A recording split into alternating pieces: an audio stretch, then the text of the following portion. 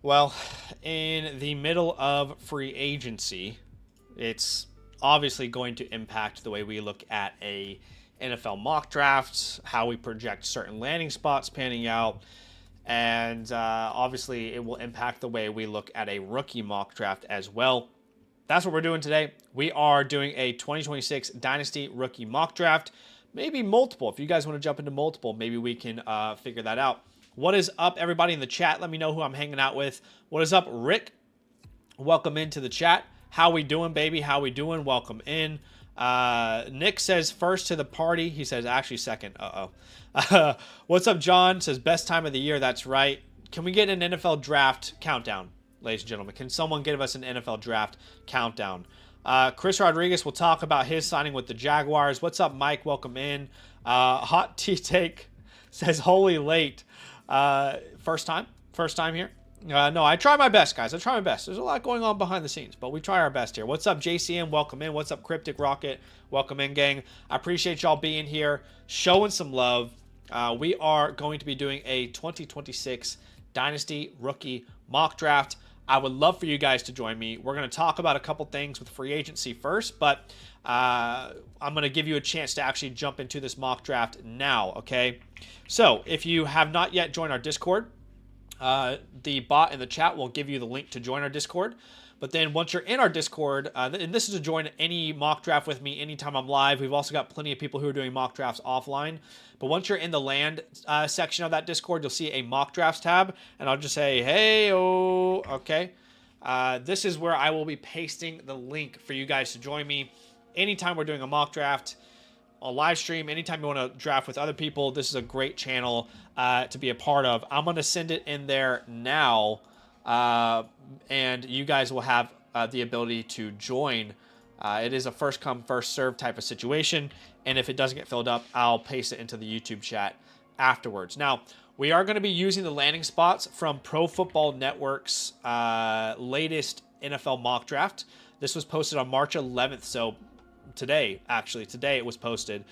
So I'll paste those landing spots in the chat. In fact, what I'll do as well is I'll go here to the mock draft tab, and I'll just paste that there so you guys can see it there as well. So hopefully that is helpful for you to see it in multiple ways. But this mock draft is created by Austin Swaim. I'm not exactly familiar with Austin Swaim, but he created this mock draft. And if you want to jump into any drafts with us in the future, just make sure you have a free account. Sign up with the promo code LAND, and you'll be good to go. What's up, Drake? Welcome in. What's up, Rick? What's up, Chasing Breakers? Okay, so we got an NFL draft countdown from Rick here. He says 43 days, 42 minutes, and 30 seconds, which we love to see. Jared says real rookie draft is less than 60 days away. That's incredible. What's up, Sparrow? Welcome up. Well, welcome in. What's up, Ivan? Welcome in. So again, the whole point of today's exercise is to say, what would the world of rookie drafts look like if this were to be a real NFL draft? We'll look at that in 1 second. I just want to take a quick moment and talk about some of the recent moves that happened in free agency. For example, Chris Rodriguez getting signed by the Jacksonville Jaguars. I don't know about you guys, but I mean, I was surprised he got the contract that he did. This is saying $10 million. I think I saw a report that said he could get up to 12, if I'm not mistaken. But he gets almost the same contract as Tyler Algier and Rico Dowdle. And a lot of people were projecting Rachaad White to go to Jacksonville. The previous connection with Liam Cohen. Clearly that's not going to happen. But it's kind of surprising to see them go after Rodriguez at that number. I thought Rodriguez would be a much cheaper option than, the $10 million over 2. But now you look at that team there in Jacksonville, and it's Bashul Tutin, it's LaKent Allen, and it's Chris Rodriguez. And to be honest, like, Chris Rodriguez was such a good player when given opportunities last year.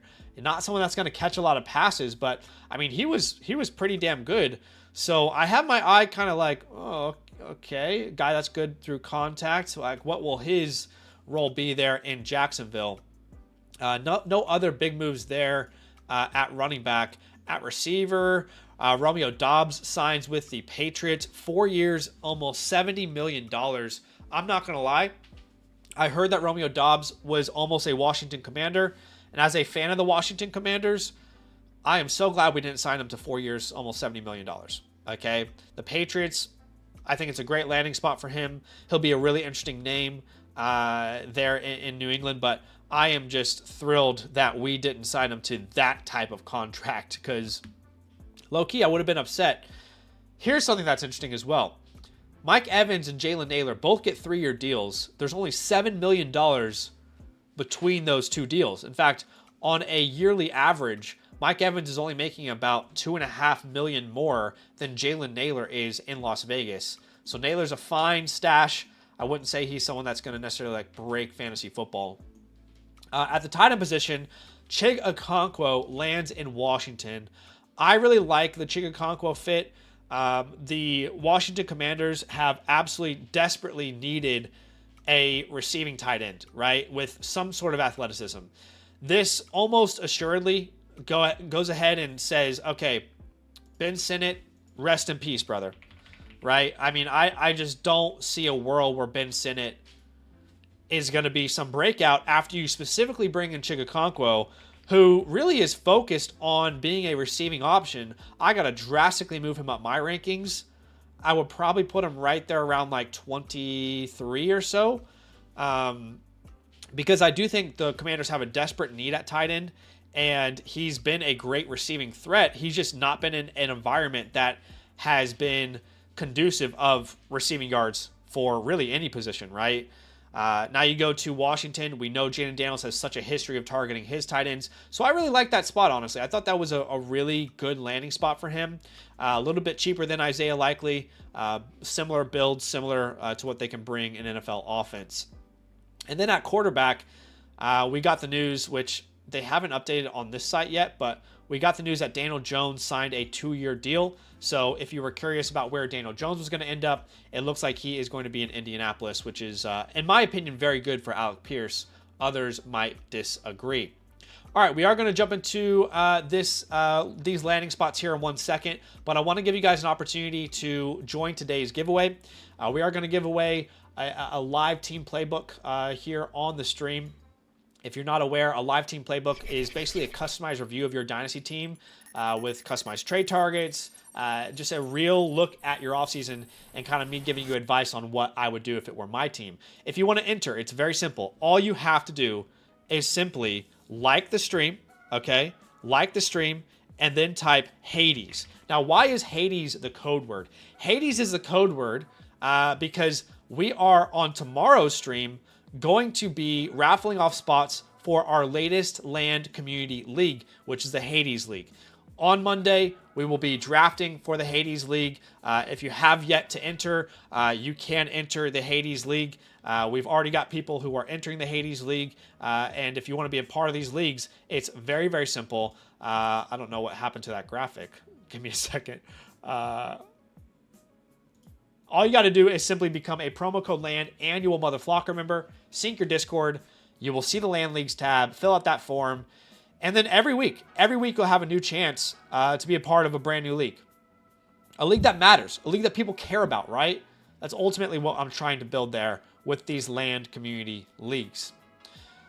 Okay, let's jump into this world, shall we? So, this is a 3-round mock draft from Pro Football Network, and it's Austin's world today, all right, and we're just living in it, all right? This is his world. I don't know who Austin is. I'm sure he's a great person. In fact, we kind of look related in a way. Maybe not. I don't know. Do we look related? Maybe not. Anyway, it's Austin's world, and Austin has Fernando Mendoza at the 101. No surprise about that. He's a Raider, pretty much locked and loaded, guaranteed.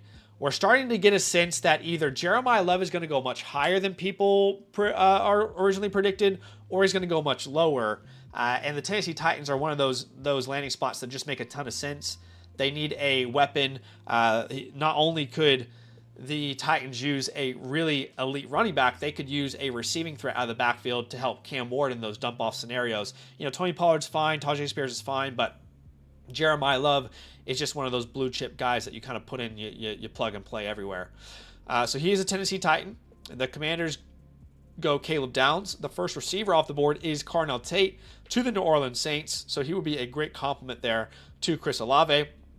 If you believe in Tyler Shuck, then there's obviously a chance that we could see Carnell Tate develop there with alongside Chris Olave. All right, next offensive player that comes off the board. I don't think we see one until pick 16. Is that right? It is. Mekhi Lemon is a New York Jet. So Mekhi Lemon goes to the New York Jets. He joins Garrett Wilson. I will say that Geno Smith signing in New York is, look, obviously, Geno Smith is not the future of the New York Jets. This does not guarantee safety for their weapons. I know he had a terrible year last year in Las Vegas, but I think this was probably best case scenario for the Jets. Of all the options they could have gotten, it was either like a Kenny Pickett or I guess Kyler Murray might have been better, but Geno Smith, we have seen in his past, he has been able to support fantasy relevant receivers. So I think that was best case scenario. But I still don't like the landing spot for Mekhi Lemon, if I'm honest with you. Next receiver that comes off the board, we have to wait until pick 24, which is Jordan Tyson. But we do see Kenyon Sadiq to the Eagles at 23. This is the perfect Dallas Goedert replacement. This not only gives you a awesome yak freak athlete after the catch type of tight end, this also improves your run game from day one. So if you're a Saquon Barkley owner, you should also probably really like that pick because Sadiq is a great blocking tight end. I don't know why people are saying he's not, because I mean, if you watch Sadiq's film, you're clearly going to see a very impressive blocking tight end. At pick 24, we've got Jordan Tyson. All right, Jordan Tyson of the Cleveland Browns. Now, how do we feel about this? I mean, look, this is one of the guys in this class, right? Remember, if Tate is a Saint, you've got Olave. If Mekhi is a Jet, you've got Garrett Wilson. If Jordan Tyson's a Brown, you could be the clear number one, right? I mean, you could sell me on him becoming the number one, having over 100 targets as a rookie. You could sell me on that. Next offensive player that comes off the board, we have to wait until pick 30. It is Omar Cooper Jr. He goes to the Denver Broncos. Actually like that fit a lot. Omar to the Denver Broncos, obviously with Bo Nix there, Cortland Sutton getting up there in age. Marvin Mims is not the guy. I do like Pat Bryant, but I do like the fit of a young, really good receiver going to the Denver Broncos there. Okay, we get into round two now, where in round two, the first offensive player we care about is Denzel Boston. He goes round two to the Kansas City Chiefs. Now, this would be a great fit for Kansas City simply because they don't have that player on their team. This would complement Rashee Rice pretty perfectly. I often see Mekhi Lemon to the Chiefs in the first round, and I just think to myself, I don't know how Mekhi Lemon and Rashee Rice complement each other, right? I don't think you're going to put Rashee Rice on the outside and ask him to win. Difference here is Boston's a big body. He can win outside. And I can see this really opening up the underneath game, for a Rashee Rice. Also, like Xavier Worthy, having to deal with Rice in the intermediate game and Travis Kelce, then having to deal with Xavier Worthy's speed down the field, and then Boston as that one-on-one ball winner. I think it just, like we always talk about how you want to build your receiver room like a basketball team, right? You don't want all centers. You don't want all point guards. I think this is a really good way for Kansas City to kind of build a nice little basketball room of receivers. Jeremy Bernard goes to the Dolphins. Casey Concepcion falls really far in this one to the Eagles. There will be a player that falls further than any of us anticipate. And in this world, this is, I forgot the guy's name. What's the guy's name? Someone remind me. Anyway, this is this guy's world. All right. I can't remember what his name was. Was it Austin? This is Austin, right? This is Austin's world. Okay, yeah, it's Austin. And we're living in his world, okay? Okay. All right, keep jumping into round number 2, where the next offensive player is Ty Simpson to the Steelers. So this is kind of, Tyler Shuck range. Round 2 quarterbacks have a terrible historical hit rate, but Tyler Shuck looks like he could be the next guy to break that. Could Ty Simpson in Pittsburgh? I don't know. The Niners get Chris Brazzell. Now, obviously, after you sign Mike Evans, the Niners don't look like as an attractive landing spot as they once did. At least to me. I don't know where you guys stand, but with Mike Evans there, I know they're going to lose Ayuk and Juwan Jennings, which, by the way, Juwan Jennings still being a free agent is surprising to me. I don't know. Maybe I'm naive. I thought Jennings would have a bigger market than Dobbs. Anyway, Chris Brazzell goes to the Niners, and we'll see what happens with that. One of my favorite players in the class, Eli Stowers, doesn't go round 1, unfortunately, but does go round 2 to the Broncos. So the Broncos add a lot of weapons for Bo Nix. They add Omar Cooper in round 1 and Eli Stowers in round 2. I love Stowers. I think he could be more of a top 50 pick, maybe late first round than late second. But I like the landing spot. I'll say that. Jumping into round 3 where Chris Bell goes to the Titans. What else do we have here? Mike Washington is the second running back off the board. He goes to the Washington Commanders. As of today, as I'm recording this video, the Commanders have not added a running back. And everyone right now is kind of sharpieing them in for the Jeremiah Love sweepstakes. Jeremiah Love might not fall that far. So we'll see exactly what they're going to do at running back. Rachaad White's still a free agent as well. So it's hard to say exactly what Washington's doing at running back, although I hope they have a plan. Or maybe their plan is, hey, Rachaad White as our satellite back, JCM, let's have you unleashed. Maybe. I don't know. Next time we see an offensive player, Zachariah Branch to the Pittsburgh Steelers. I hate thinking about the Steelers offense now with specifically the receiver room. I just feel like there's just so many bodies in that offense now. Like with Rico and Jalen Warren, Caleb Johnson is dead. At receiver, DK and Pittman. I don't really love those guys on the same team. Then I guess Branch is certainly going to complement them, but what sort of upside does he have? I don't know. Garrett Nussmeier to the Colts as their backup, I presume. Jadarian Price goes to the Vikings. The Vikings sign Aaron Jones. I know this says the Vikings moved on from Aaron Jones. They actually didn't. They brought him back today on basically a veteran minimum equivalent type of contract. So whoever the Vikings bring in, I think that player would have a chance to become the guy. Price in round 3, I think he would have every opportunity to be the guy in Minnesota. Aaron Jones can't stay healthy. He's not the same player. When he's healthy, he's fine. As much as I love Jordan Mason last offseason, clearly he's not going to be the future running back. He's more of a depth piece. So it's an interesting landing spot, to say the least. Taylon Green, which is that athletic freak out of the combine, to the Dolphins, which makes sense if they're going to build around Malik Willis. Ted Hurst goes to the Rams. That's an interesting spot. Katron Allen to the Seahawks. Don't love Katron as the replacement for Ken Walker. And I don't really see Katron and Charbonnet complementing each other much if Charbonnet was to sign a long-term deal in the future. But Joe Royer had a great combine to the Vikings there. And then Emmett Johnson to the Jaguars to finish off this mock draft. And again, shout out to Austin. Are we related? I mean, the face structure isn't really close. Our noses aren't similar, but ginger beards. This is Austin's world. We're living in it. Okay, let's go ahead and start this rookie mock draft. We are doing a 12-team super flex 0.5 tight end premium mock draft. Okay, that is the settings for today's rookie mock draft. I appreciate y'all being here with me. Thanks for hanging out. We're going to have plenty of fun here today.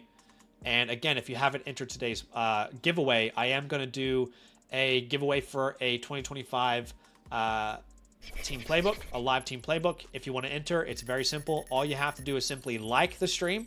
That's step number 1. And then step 2 to get a live team playbook to enter is to type the code word in the chat, which is Hades. And again, we are going to raffle off the spots for the Hades League tomorrow night on the stream.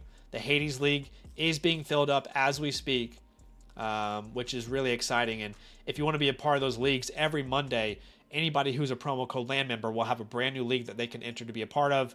You can see the steps on your screen if you'd like to join a league. Okay, this is a weird one because Jeremiah Love goes at the 101. Carnell Tate at the 102, Mendoza at the 103. Sadiq jumps into the top 6, which means I'm sitting here at the 106. And Makai Lemon. Makai Lemon is just sitting there staring at me. And I can't think of a reason not to take Makai Lemon here. Obviously, again, like I understand the Jets not being an ideal landing spot. But at the 106, you get a player that's worthy of being at the 102. He's going to join an offense, again, led by Geno Smith. I'm trying not to laugh. Led by Geno Smith. Like, let's be real, though. Can you guys be honest with me? When was the last time the Jets had a quarterback that was as capable as Geno Smith is to support a fantasy receiver? Tell me. When was the last time the Jets had a quarterback that was just as capable as Geno Smith is? I want to hear you. I want to listen. Okay? I know it's not our favorite landing spot. It's not him landing with the Commanders or something. But, I mean, I think it could be far worse than people are giving credit for. Rodgers, okay, sure.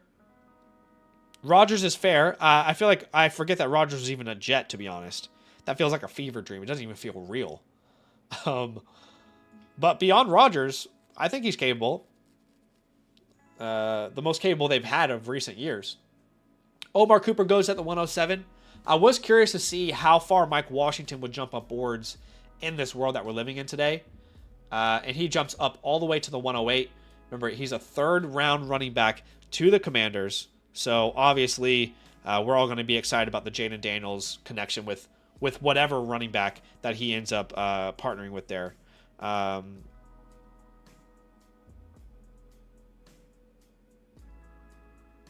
Sorry. I am dealing with like a cold flu thing right now. Don't know if you guys can tell. I'm going to try and insert a player because the draft is currently not working. We'll give Concepcion there and hope that the draft is going to work. Oops. Okay, yeah. We are back and we are up. Okay. AEF may have been inactive there, or if it's a glitch, let me know, AEF. I apologize if that's the case, if it's just a glitch there. Let's go ahead and make sure that you guys can see the entire screen. But I want to hear you guys' questions about the rookie class. What questions have you got? What questions can I answer? Right after round 1, I'm going to ask you another question, which is, who is the best value in round number 1? So you can start to submit your answers there for who was the best value in round numero uno. As Shadarian Price goes off the board at the 111. Remember, round 3 pick to the Vikings. I will say, Austin's world that we're living in here is some areas I don't agree with, but the fact that there's no running back in round 2, only one, Jeremiah Love, goes in the first 2 rounds. That's kind of where I'm leaning right now on what the reality will be. So in that sense, I do agree with him. So it's interesting to see kind of how these running backs pan out. Okay. In round 1, who was the best value? Let me know, guys. Would love to hear from you. What's up, Albert? Welcome in. What's up, Steven? He says, let's go Mike Washington, baby. Rick says, Geno is capable of getting them the 101. No doubt about it. Kev says, I think the 106 has grown on me a lot. Or I think the 106 has grown a lot of value. Sadiq should get picked earlier and could get picked over the top 3 wide receivers if there's a bad landing spot. Maybe. Maybe I could see that. It'd have to be a really strong premium. I'd have to have at least a full point premium to consider that right now, unless, receivers really fall and not at all what I thought they would be. Okay. I asked the question, who was the best value? Spide says Lemon. We've got another person saying Lemon. Freak says no value here. Kev says Love is the best value at the 101. So a lot of people saying Lemon, which I agree with. The fact that he fell at the 106, I was very, very happy with. So I'm kind of on board there. Let's jump into round number 2 here. Drake says, if today was a startup, what's the gap between Love and Hampton, and is it worth the difference? Well, I can tell you, in all the real drafts that we have done on the channel right now, The gap between Love and Hampton is typically half a round. I can just tell you that from real startup draft ADP. Typically, that gap is about half of a round.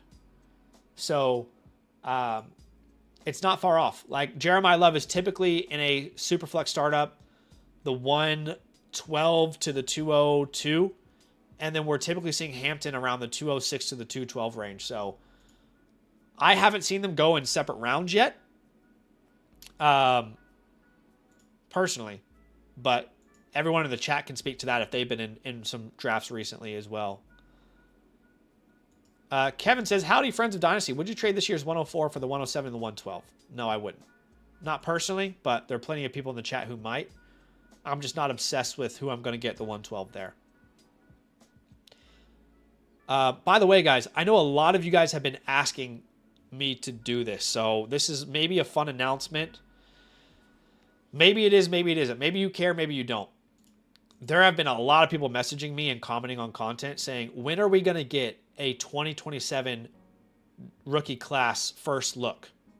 And I can tell you that before I finished this, before I began this live stream, I finished recording a 2027 way too early rookie rankings video. We'll get a first look at the class. That's going to be on Monday. And let me just say, the more I dove into this class, the more I was like, damn, those running backs are nice. I think people are obsessed with the receivers in 2027. Obviously, Jeremiah Smith is Jeremiah Smith. But I'm telling you, like, the running back class has some serious juice, man. Some serious potential. I am at the 207 here. And in this world, I probably would take Emmett Johnson. I'm not the biggest Emmett Johnson fan, right? But, you know, he went at the back into the third round to the Jacksonville Jaguars. So you're assuming that if they make this pick, Emmett Johnson would have a chance to compete for that RB1 role there in Jacksonville. Whoever is the RB1 with Liam Cohen's offense, you assume is going to be a very valuable player, right? So that's the logic there behind my pick.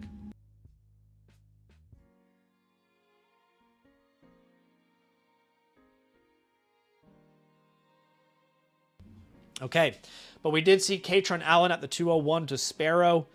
Chris Brazel at the 202. I love the Stowers pick from Chase and Breakers there. Eli Stowers to the Broncos is my favorite landing spot. Like if you're going to paste any, tight end to a landing spot, let's put Eli Stowers in Denver and see what happens. Elijah Surratt, you know what? I don't think I actually said his name. Did he not get drafted in this world? Wow. I knew there was a reason I didn't like you. Austin, you want to fight, bro? You're not going to put Surratt in the first 3 rounds? You want to fight, man? Look at you. Look at that smug look. Look at that smug look on your face. You know what? His loss. His loss. Okay. Jeb says Zach is the best value. Ivan says the annual Mother Flocker member with the promo code LAND is the best value. You love to see it. Zach says top 2027 top end has such crazy potential. Yeah. I mean, I'll just give you a little sneak peek on the 2027 rookie rankings video, which comes out on Monday. As of today, this might sound crazy to some people, but I think I could probably name 5 to 7 running backs that would be my RB2 in the 2026 class over the RB2 that currently exists in 2026. Right? So like if your RB2 is Jonah Coleman or Jadarian Price, I would probably take 6, maybe 7 running backs over the RB2 in this class in next year's class. People aren't talking about the running backs yet, but I think they will because there's some legit potential. Like 3 years ago, I predicted Genty to be the RB1. That was awesome. We hit. A year ago, we projected Jeremiah Love to be the 101. That was a little bit more straightforward. I'm so excited for you guys to see who I project to be the RB1 in 2026 because he's nasty. He is nasty. Steven says the absolute degenerates in this community.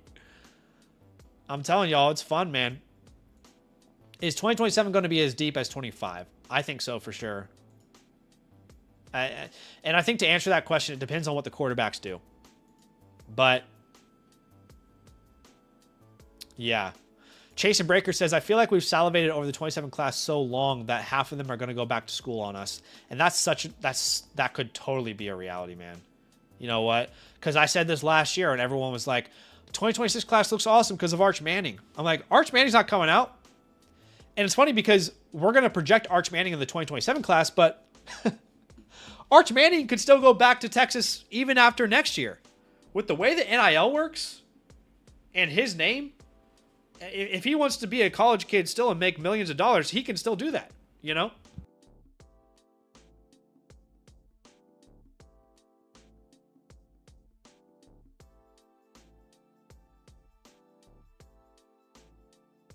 Apologies. Like I said, I'm fighting through a sickness right now, but I wanted to make sure it's still stream with y'all. I got a little cold flu action going on. So, trying my best. I can't confirm or deny Ryan or Zach. I'm not going to tell y'all who my RB1 is yet. I'll let you guys watch the video. Drake says, I have no 27 first in my dynasty. All the 27 talk makes me sad. Yeah, I'm sorry, man. I don't think I've given up a 27 first in any league I'm in. Like, to me right now, mapping out the 27 class, I would say the 112 is probably equivalent to the 106. And that's projecting a lot from the quarterback class because, in my opinion, this quarterback class has a chance to be better than 2025 and 2026 combined. But if things go a certain way, I could totally see the 112 and 2027 being just as valuable as the 106 this year.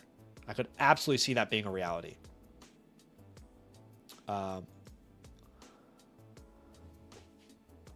Jeb says, speaking of RB1 in Jacksonville, Zach, what's your thoughts on Chris Rodriguez signing? We talked about it a little bit earlier, but I basically said, like, I was surprised how much they gave him. I did not expect Chris Rodriguez, who was a great player for Washington, by the way, really effective when they gave him opportunities, but I did not expect him to get $10 million. Well, Tyler Algier gets 12. I mean, Rico Dowdle gets 12. I was just surprised he cost that much. I'm sure there's something in the contract where, you know, they can get out of it at a certain point. It's a little bit cheaper, but yeah, it certainly took me for a surprise. Why are I bet I haven't updated my rankings yet for the rookies on the site. I'll have to do that in a little bit. Oh yeah, I'm definitely gonna take my guy Damon Claiborne here.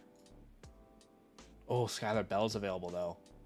Michael Trigg. Oh, so many good names here. I'll go Damon Claiborne. This has been one of my favorite running back sleepers since December, honestly. Like, there are some guys where you're watching their film, and watching film can be a little bit tedious, right? Especially in a class like this at running back. I mean, I would be like, come on, please, somebody show me something, right? After Jeremiah Love, I'm watching this class. I'm like, please, somebody make me feel something in this class. And it was getting really depressing. And then I put Damon Claiborne on, and I thought, oh, hold on a second. Let me sit up. Okay, Damon. Let's see what else you got. He's a fun player, man. He's a fun player. There's some real, like, Keaton Mitchell plus type of upside there. Skylar Bell at the 307. I think that's a great value. You guys want to get another draft going here? Let's get another draft going here. In fact, if you guys want to join me, just make sure that you've created a free account on the Flock site. Use the promo code LAND at sign up so you can get into this draft. And then you can draft with me whenever you want. And if you're not in our Discord yet, you can join our Discord. Simply by, there will be a link in the chat from the Nightbot. But then in our Discord, under the mock drafts channel, all right, you will see the link for the next mock draft. I'm gonna set it up right here, right now. As Desmond Reed is a really interesting player. He came off the board. Garrett Nussmeier, Eric McAllister, Bryce Lance. I do like Bryce Lance.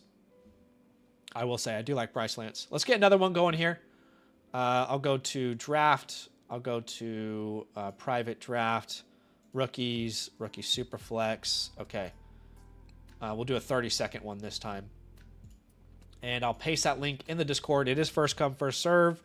Let me make sure I choose a different spot other than the 101, though. I don't want to draft at the 101. We'll go to 110 there. Okay. First come, first serve. We'll use the same landing spots as before. Again, appreciate y'all being here. While I'm waiting for this draft to fill here, gotta let you guys know that if you haven't entered the giveaway yet for tonight, it's a great time to do so. We are giving away my live team playbook product, my tier 1 product. And all you have to do to enter is simply like today's stream. That's step 1. Step 2 is to type the code word. And the code word is Hades. All right. Now, why is the code word Hades? Code word Hades because on tomorrow night's stream, we are going to be raffling off spots for the Hades Dynasty League. All right. We run these Dynasty Land Community Leagues every week. Every Monday there's a draft. And every Monday there's a brand new form that you can enter to be a part of another league. A shout out to Rowan and Joel who run the leagues for me. I pay them to do so because I want these leagues to matter. I really want you guys to have something that you can invest in and know that long term, if you invest into a league, that it'll be worth your time, right? So you can see the steps on the screen if you'd like to join a league. And if you're a brand new promo code LAND annual Mother Flocker member and you're not in a league yet, please DM me. Or if you sign up today or tomorrow to get into a league, please DM me. I will fast track you right into the Hades League. All right. Okay. Do we have this mock draft full? We have 2 spots remaining. I'll paste this link in the chat. First come, first serve. Let's get those 2 spots filled. Yeah. All right, trying to catch up with the chat. Zach says, when I snipe you for Frazier RB1, I'll be in the live stream. No comment. I can't comment on that. Mr. Bakes a Lot says, I have acquired every 27 first I can get. Yep. I love it. Kev says 25 is shaping up to be one of the deepest classes ever, which you love to see it, man. Love to see it. Excuse me, sorry. Killer says, I gave up my 27 first and my only star up this offseason because everybody was trying to move back, and I collected them to move back, so I went win now instead. Right, okay. Drake says, swap my 27 first for the 104 this year. Couldn't skip the value. Team is top end of the league. Yeah, look, I mean, if you have... look, guys, if you're a contending team and you think you're a real contender to win the championship and, you know, you can send your 27 first to win this year, it's not like I'm opposed to that, especially if it's like a top 5 pick, right? Okay, let's go ahead and start draft number 2.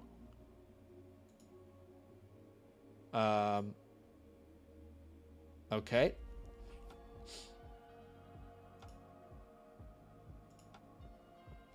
Okay, we're rolling. Sorry. Jeremiah Love at the 101, then Jordan Tyson at the 102, which you love to see. Ryan, were you in the Clubhouse app? Oh my gosh, the Clubhouse app feels like ages ago, man. I honestly forget the Clubhouse even existed. Clubhouse was like before Spaces was a thing on X. But it was basically like an app where you could like have an open room and talk to people. That feels like ages ago, man. So long ago. Chaser Breaker says, Zach, how do you feel about Bucky after the addition of Gainwell and retaining Tucker? I think the truth is somewhere in the middle of people saying it doesn't matter at all and people saying that it's going to be a real problem for Bucky Irving. I think the truth is somewhere there in the middle, right? Where clearly they trusted Sean Tucker on the goal line and it worked. I don't like that because you want Bucky to be the first and second down guy and you want him to have the valuable goal line touches. But I don't think this is like a death sentence either, right? I'm going to take Omar Cooper Jr. here at the 110. In this world, he's a first-round pick to the Broncos. I'm surprised to see Boston at the 107. I guess, like, yeah, he went to the Chiefs, but not a first-round pick. I'm just surprised to see Cooper fall there.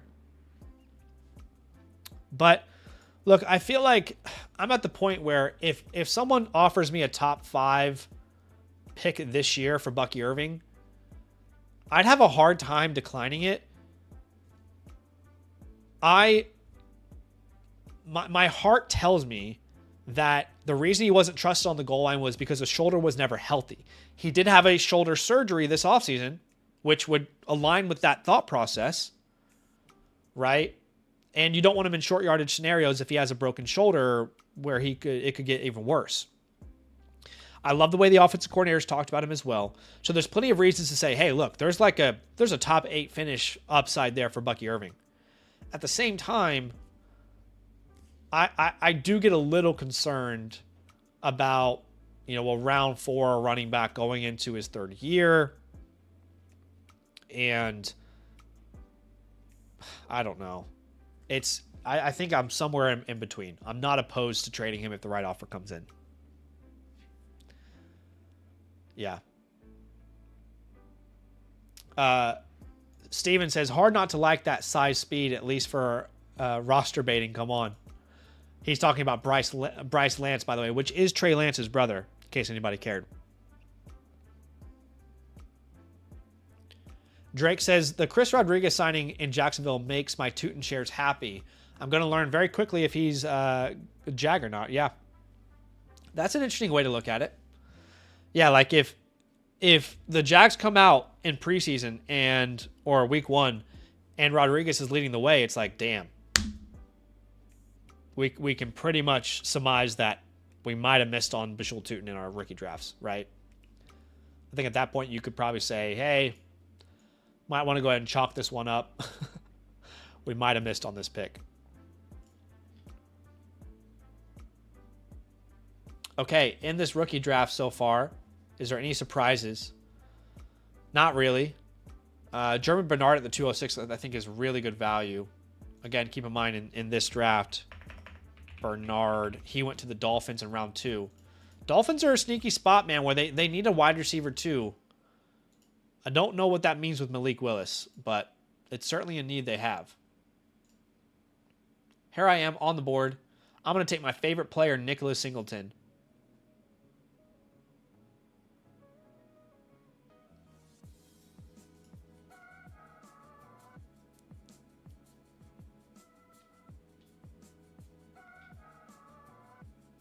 Just kidding. We'll take Jacoby Lane. I actually like Jacoby Lane a lot. I like Jacoby Lane. Watch Nicholas Singleton be like a... Nick Singleton's going to turn into Austin Eckler. Drafted late, and then he's going to be a fantasy superstar. Now I'm going to eat so much crow. I just don't see it, man. I just don't see it. I'm sorry. Kalen Black coming off the board. He was a interesting name to watch. Honestly, like, full transparency, neither of the Indiana running backs interest me much.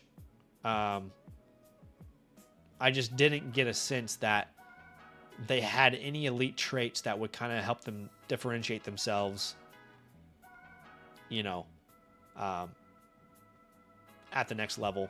That's kind of just my take on it, but it doesn't mean that I'm right or wrong or whatever.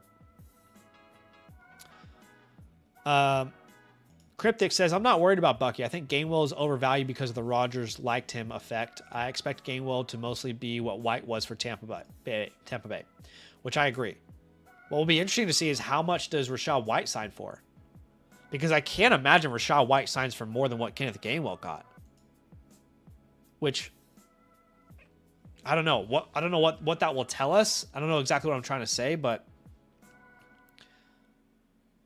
I just think that could be intriguing to kind of see play out.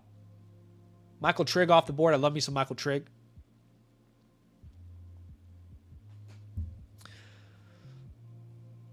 This is tied in premium. Yes, 0.5 tied in premium. Lion says he sold Tootin for a mid-26 and mid-27 second. That's an interesting one. I could easily see a pathway there where you regret that trade. That pathway is that Tootin becomes the clear RB1.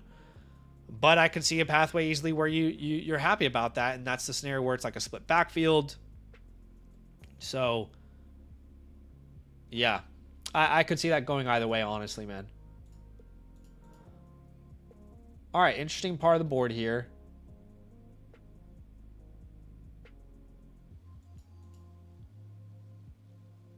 Yeah, wow. No player I'm really obsessed with is available right now, but I do like Le'Veon Moss.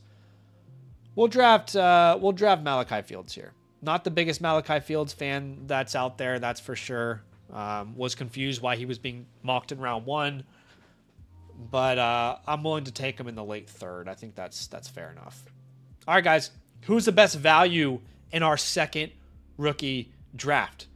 Of any pick, any round. I want to hear from you.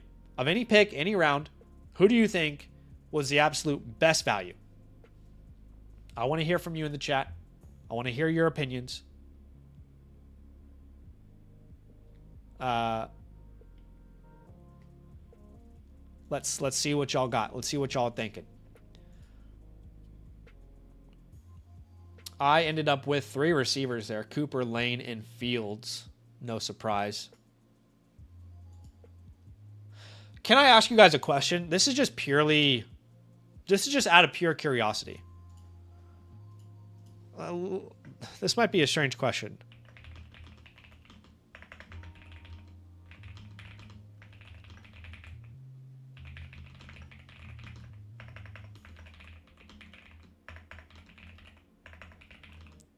This is purely for science.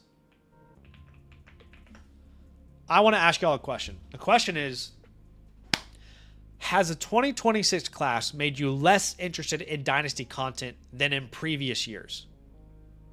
Right? Meaning, because there's this stigma around the class, whether that's right or wrong, has it made you less interested in watching content? You know, have you said to yourselves, I'll just go watch something else instead? Whereas like in previous years, you might have been a lot more interested in learning about a class or, you know, talking Dynasty football. Again, just for scientific purposes, I'm curious. Wow, that poll is really interesting to me. I thought there would be a lot more people who said yes. Right now, 90% of you guys are saying no. To be fair, you know, this is kind of funny asking this question now. Because to be fair, the people who would say yes are probably not watching. I guess I'm thinking about that now, and like, this is probably not the right audience to be asking this question to. Hey guys, the people who are here on a Wednesday night talking 2026 rookies, are you guys less interested in Dynasty? This might be a flawed poll. Now that I think about it, might not have been the perfect research here. Yeah. That's like me going to a crack house and asking if anybody wants to smoke crack with me. So maybe that's not an effective poll to ask you guys. 80% of you guys said no. By the way, to the 20% who said yes, shout out to you guys for just hanging out. All right? Shout out to y'all for just hanging out, man. I appreciate y'all showing some love. All right, we do have a giveaway today. I can tell y'all right now we have 41 entries. 41 entries. Okay? And this is your last chance to enter the giveaway. And then I've got a bunch of team playbooks I got to get to. We've got some trade questions we got to get to as well. I want to make sure and get to all of those today. So this is your last chance to enter today's giveaway. Again, we are giving away one of our beautiful products. Shout out to the McDonald's guy. This is our latest product, and it's a burger. Anyway, we're giving away our Tier 1 live team playbook. All right? Live team playbook. All you have to do to enter is simply like today's stream, step 1. Step 2 is type Hades in the chat.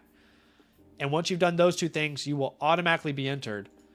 Now, the reason we are using Hades as the code word is because on tomorrow's stream, we'll be raffling off spots for our Hades League. If you don't know, every single week, there's a brand new league that promo code LAND annual Mother Flocker members can enter. If you're not in a league yet and you sign up this week or sign up today or tomorrow and you want to get into the Hades League, please let me know. I will fast track you right into this league. Okay, but there are the steps. Very, very simple. Become an annual Mother Flocker member with the promo code LAND. All right? Sync your Discord on the site, and then you'll be able to see the LAN Leagues tab, which every single Monday there's a brand new league that you can enter, or you can at least enter the form to be a part of the raffle, right? Everybody who's a new member will get a guaranteed spot, an absolute guaranteed spot. And of course, with the promo code LAND annual membership, you also get all of the perks, right? The live team playbook, the war room. You get access to the trade question vouchers, the rookie report, all that. Version 2 of the rookie report will be out very, very soon, by the way. Very, very soon. Okay. Okay. 48 entries here. I'll wait and give you guys one last second here to enter. My throat is killing me, y'all. I feel like I'm on like my Jordan flu game right now. Like my nose is all stuffed. My throat hurts. I just talk all the time in my role. Like what I do here, making content. All I do is talk and my throat is destroyed.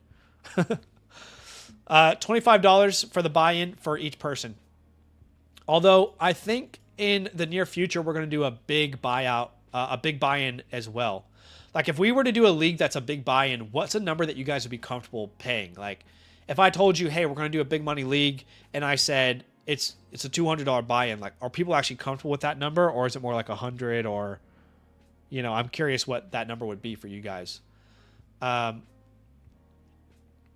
Yeah. Drake says, Zach, filler discussion here as we wait for people to submit their last entries. What are your favorite dynasty memories? Could be late round stud picks, phenomenal buy lows, sell highs. I'm going to actually ask the chat. I think I have a very obvious answer for this question. I'm curious if the chat will get this right. I have to quickly go blow my nose or snot's going to run out the right side of it. So give me 1 second. But what does the chat think the answer is to this? Because if you're an OG, you probably know the answer to this question.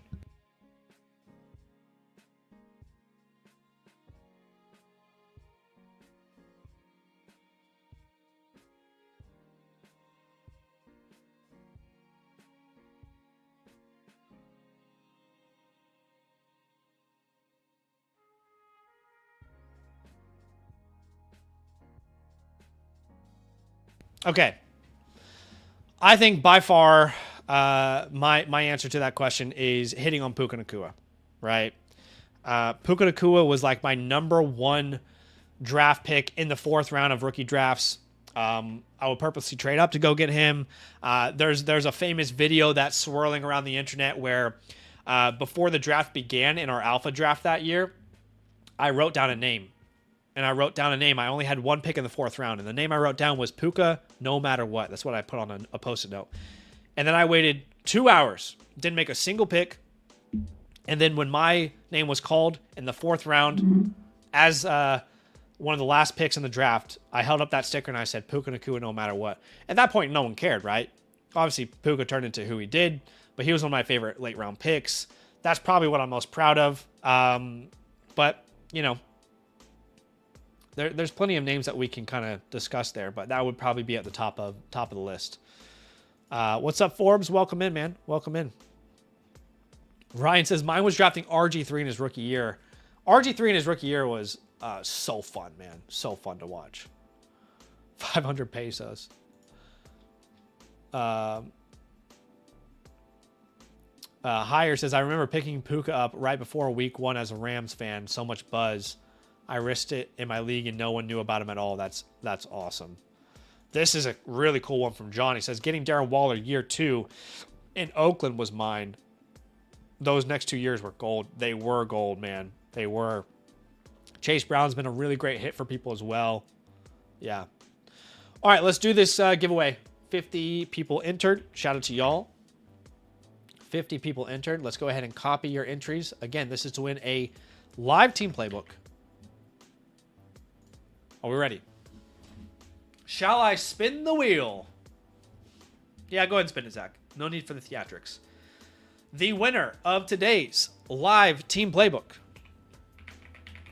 is Chasing Breakers, longtime supporter, always in the streams.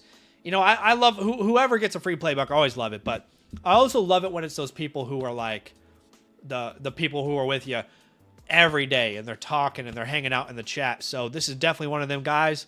Shout out to Chasing Breakers, man. DM me on Discord. You know the deal. And I'm going to make sure and hook you up with a free team playbook, my guy. I appreciate you big time. Thanks for hanging out. Let's jump into some trade questions here, okay? We're going to jump into some trade questions. We've got some team playbooks as well that we're going to get to here. If you want to join tonight's queue, it's a great time to get your team reviewed. But let's go ahead and get into the business here. Okay, in Jim here is with the question. It's a Superflex 12-team start 10. And he is sending away the 104, a 27 first, and Travion Henderson. He's getting back David Montgomery and JSN.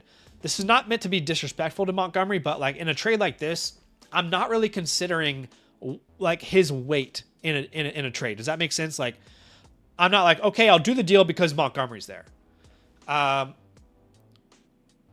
This is a high price to pay in a start 10. It's a high price to pay in a start 10. I think it depends on where that 27 first ends up, because if that's a top 5 pick, I'm maybe less interested. But look, guys, if you're going to go out and try and buy Jackson Smith and Jigba, this is what it's going to cost. You're not going to get him cheaper than this. So your starting lineup, if you made this deal, would be Dak Prescott, Stafford, I guess. Don't love that quarterback room, honestly, man. It's fine for now. At running back, you'd have Chase Brown, Javonte, Montgomery. That's fine. That's fine. At wide receiver, I mean, dude, I don't think you're strong enough to go all in like this. What does the chat think about this? I mean, again, trying to consider the context of his team. If he made this trade, he's starting Dak, Stafford, Chase Brown, Javonte, JSN, Pickens. Jameson makes 7. Kraft and Fannin make 8, 9. And then 10 is, I guess 10 is Montgomery. Like, you have to start Montgomery here. I don't know. This is very much a trade where like you are committing to be all in. I think, you know, it's what it would cost to acquire JSN. But I feel like you make that trade when you're like one piece away. You make that trade when you've already got a bench with at least 2 or 3 flexes, you know? This is why we always say like how important context is. You know what I mean? Like, context is important. You got to consider so many factors when you're looking at a trade. Noah says, replace the 27 first with a second and toss in Ramondre. I got to be honest, man. I don't think that deal's getting done, but I'll offer it as a counter. He doesn't have a second round pick, by the way. He has no second rounder, unfortunately. Yeah.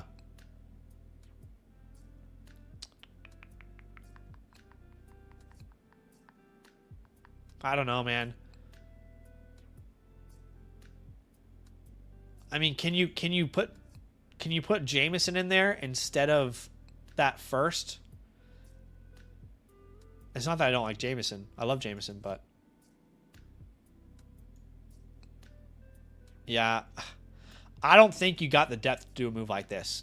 Almost 70% of the chat agrees they want the Henderson side, considering the context of your team. Again, this is not an unfair price for JSN. If you want the best receiver in Dynasty right now, you're going to have to pay up. However, I don't think that you're in a position where that trade makes sense. All right, Sneaky Gloom is here in a 8-team. See, it's funny because if you were telling me that InGym's trade was on an 8-team league, we probably have a different answer, wouldn't we? But in this Superflex league, he's trading 2/3 in Caleb for Trevor and Kenneth Walker. I can't think of a reason why you wouldn't do this. You haven't linked your team there, but honestly, I can't think of a reason why you wouldn't take this trade, Sneaky. You're basically all you're doing is down tiering, quote unquote, from Caleb to Trevor. Trevor had just as good of a year as Caleb, and you're getting Ken Walker for free. So I don't see why you wouldn't accept this trade, man. Give me the Trevor Lawrence and the Ken Walker side pretty easily. Pretty easily. Now, this was interesting because I haven't gotten a start-sit question on the site since December. And I'm not sure if Bryson meant to do this or not. I don't know. Like, in my head, I thought, like, did he mean just like, hey, what's my ideal starting lineup? So that's how I'm going to treat it. I'm going to treat it as if you were like, hey, like, what would be my ideal starting lineup, right, on a weekly basis? So that's how I'm going to treat this thing.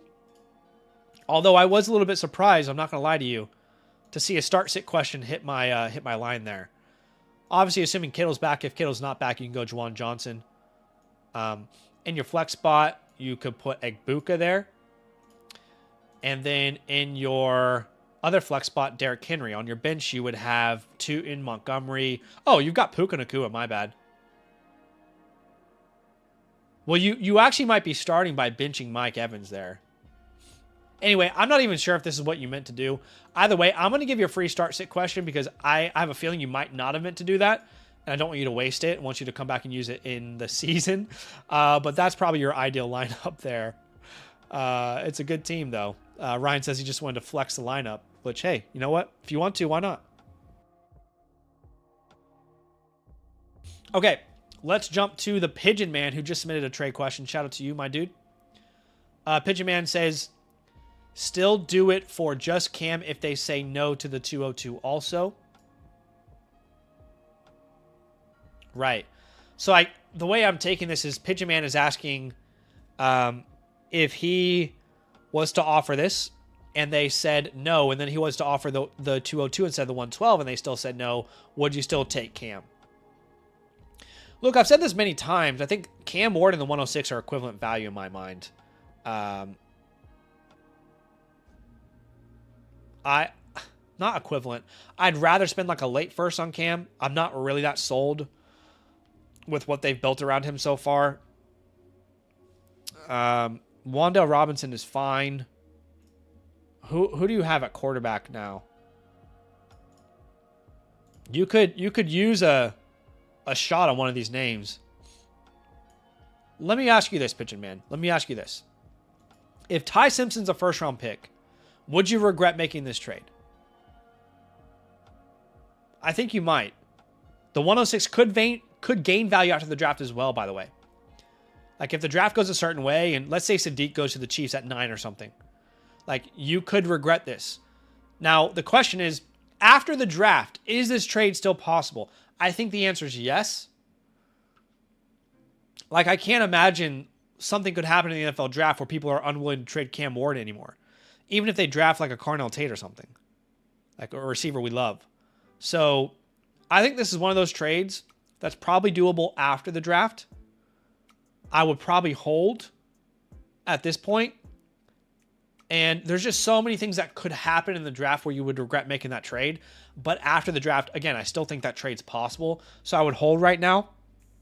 And in an ideal world, you get the 112 and Ward after the draft if it ends up being what you prefer. But I think you're taking on all the risk there in a trade like that, which is why I would prefer probably not to do it. Insab here with the trade. All right, he's sending away the 101 for Ashton Genty. I've said this many times. I don't have a strong opinion between those two names. I'll probably value them back-to-back in rankings. I think right now, if you want to ask the question, who's the more valuable player in the market? I think that is the 101. Just simply because of, like, perception. I'll ask the chat here if they have a different opinion. I think right now the 101 is more valuable.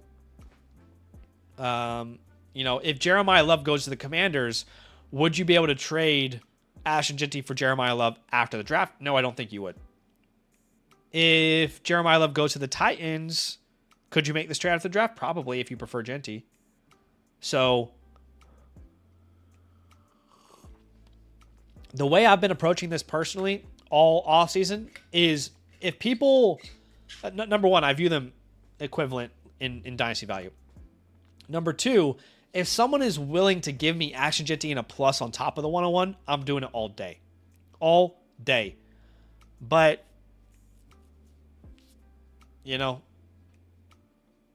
that's not the case here. Right? So I'd want something on top. Like, you have Malik Willis. Could you turn Malik Willis into, like, Bo Nix or something? Malik Willis could be a great player, honestly, in that system. Can you get Javonte Williams and send back, like, a second, in a trade like that? Again, like, I'm open to doing this, but right now the market says you can get more. So trying to define what that more is going to be hard. But here's a great example. Can you do a Gadsden and Fannin swap? Right? A Fannin and Kittle swap. So I'm not opposed to the idea. I just think right now the market is telling you that holding Jeremiah Love is probably the smarter move. All right. We got some team playbooks. We're going to jump into that portion of the stream. Actually, a trade just came through from Chiefs. Of course, guys, at any point, if you want to submit a trade question through the Flock site, I'll be answering those all night. Okay? It's the same link that's going to be pinned in the chat right now. The link here where I asked, do you want to get your team review tonight? If you want to get your team review tonight, you want to get into the queue, you absolutely can. Obviously, there's no pressure to do so. But we've got 3 options for the playbooks. The first one is our live team playbook by default. The priority pass jumps the queue, and the pro pass doubles your playbooks. So those are the options if you're going to buy a la carte. Obviously, the best bang for your buck is to become an annual Mother Flocker member. Not only do you get the live team playbook, the 6 vouchers, the war room, but of course, you're also going to get fast-tracked into our very next Dynasty League, which is the Hades League. We're raffling off spots tomorrow. Okay. Let's look at this trade from Chief Bigfoot. It's a Superflex 12-team start 10. They would be sending away the 210 and Neighbors for the 103 and Igbuka. Wow. Now that is an interesting trade.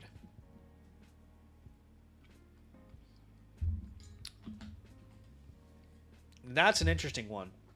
In a start 10,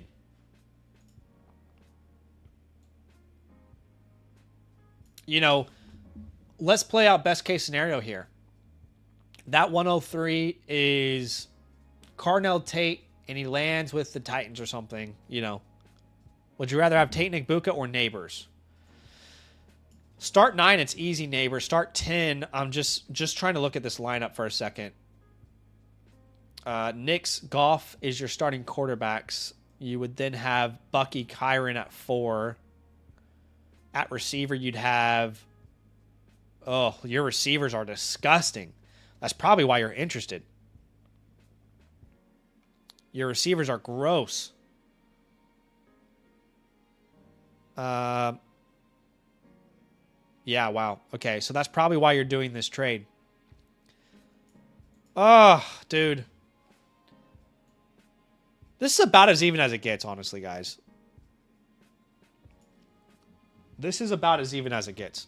Again, we're going to go to the poll one more time.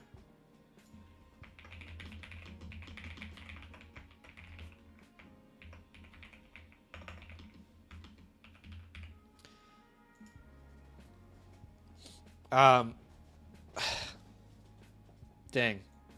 That's a tough one. I'd be curious how far you could stretch this if you were to take a deal like this. I mean, the guy who's trading with you is just cashing in because he's got so much depth.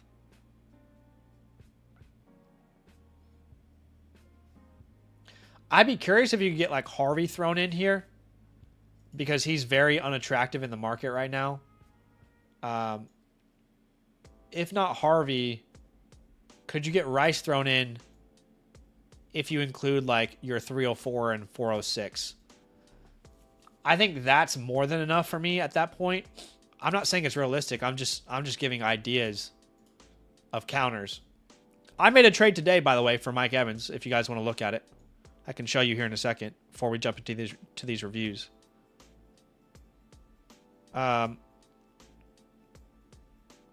That's just to try and like equal the value out for him getting like a stud. Yeah. Man, those receivers are gross to look at, dude. I'm sorry. I'm not trying to be mean. You have no tight end of note either. Or you have Gadsden. Sorry, you have Gadsden. Yeah. This is pretty close. Honestly, considering the context, most of the chat, it's like a 59-41% vote right now, leaning towards Igbuka. I think it's about as even as it gets. I would prefer to see how far I can stretch it. Again, with names like Harvey, Rice, these names that are really easy to acquire right now in the Dynasty market. I mean, at minimum, try and add another second on there, or a golden in something. You know, golden in the 206, just hypothetically. But I think it's pretty fair. I think it's a pretty fair offer. All right, this was the trade I made today for Mike Evans. If you guys are interested, I'll show you real quick. Oh, geez, jump scare. My brother. In the Lima League, we made a trade. We were already all in. And I kind of went all in even further. So we got Mike Evans and Saquon, sent back the 107, the 210, and the 407. You know, these are the type of deals that you're trying to do in contending leagues where these are names that are not very sexy. Like Saquon and Mike Evans are not sexy anymore, guys. Right? Teams that are very willing to move off of them. But this is what the lineup looks like. I still hate my running back room, but after this trade, we've got Burrow, Montgomery, Barkley, Olave, Puka, Jefferson, Egbuka, Adunze, Higgins, Daniels, Bryce Young on the bench. Hopefully Rachaad White signs somewhere. Mike Evans on the bench.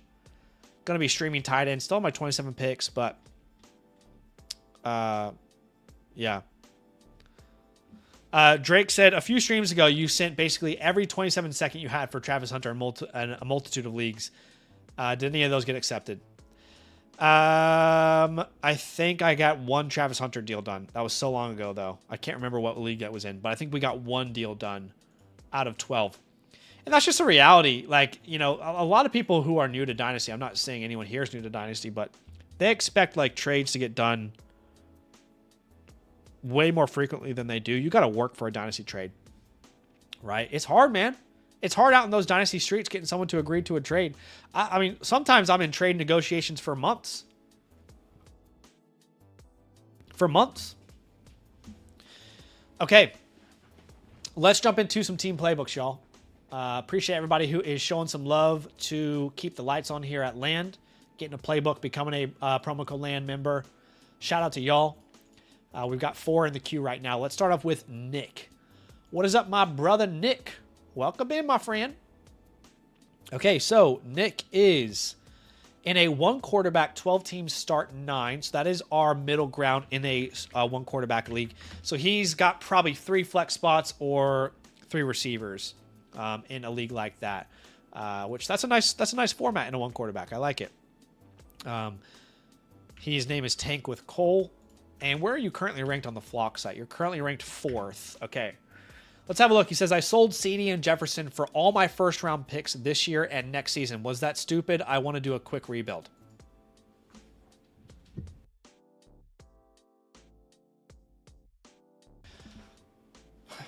Nick, what do you mean by that? Do you mean that you sold CD Lamb and Justin Jefferson for 2 first-round picks? 1 in 26 and 1 in 27? If so, I would have highly advised not to do that because I don't feel like you're getting the most value out of those players.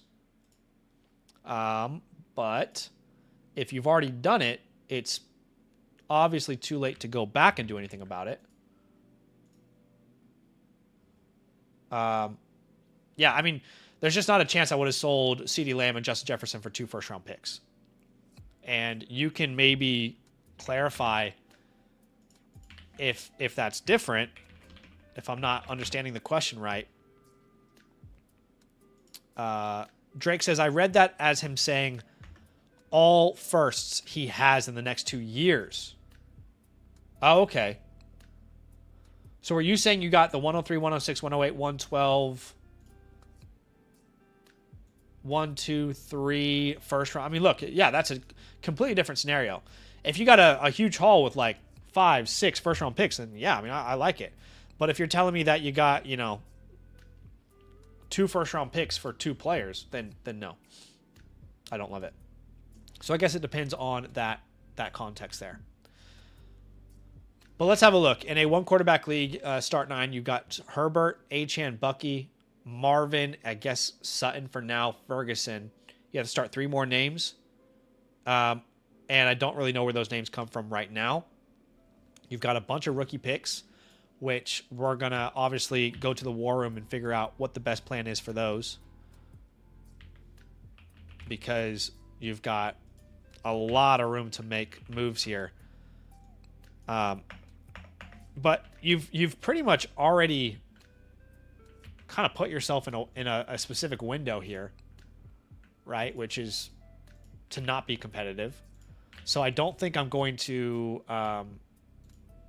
do anything to kind of persuade you to change that goal, since you've already sent away, you know, studs like CeeDee Lamb and Justin Jefferson, right? So as of today, I would probably label you a one-year punt. And your overall team grade, look, you've got a lot of draft capital. Your draft capital is definitely like an A+, no doubt about it.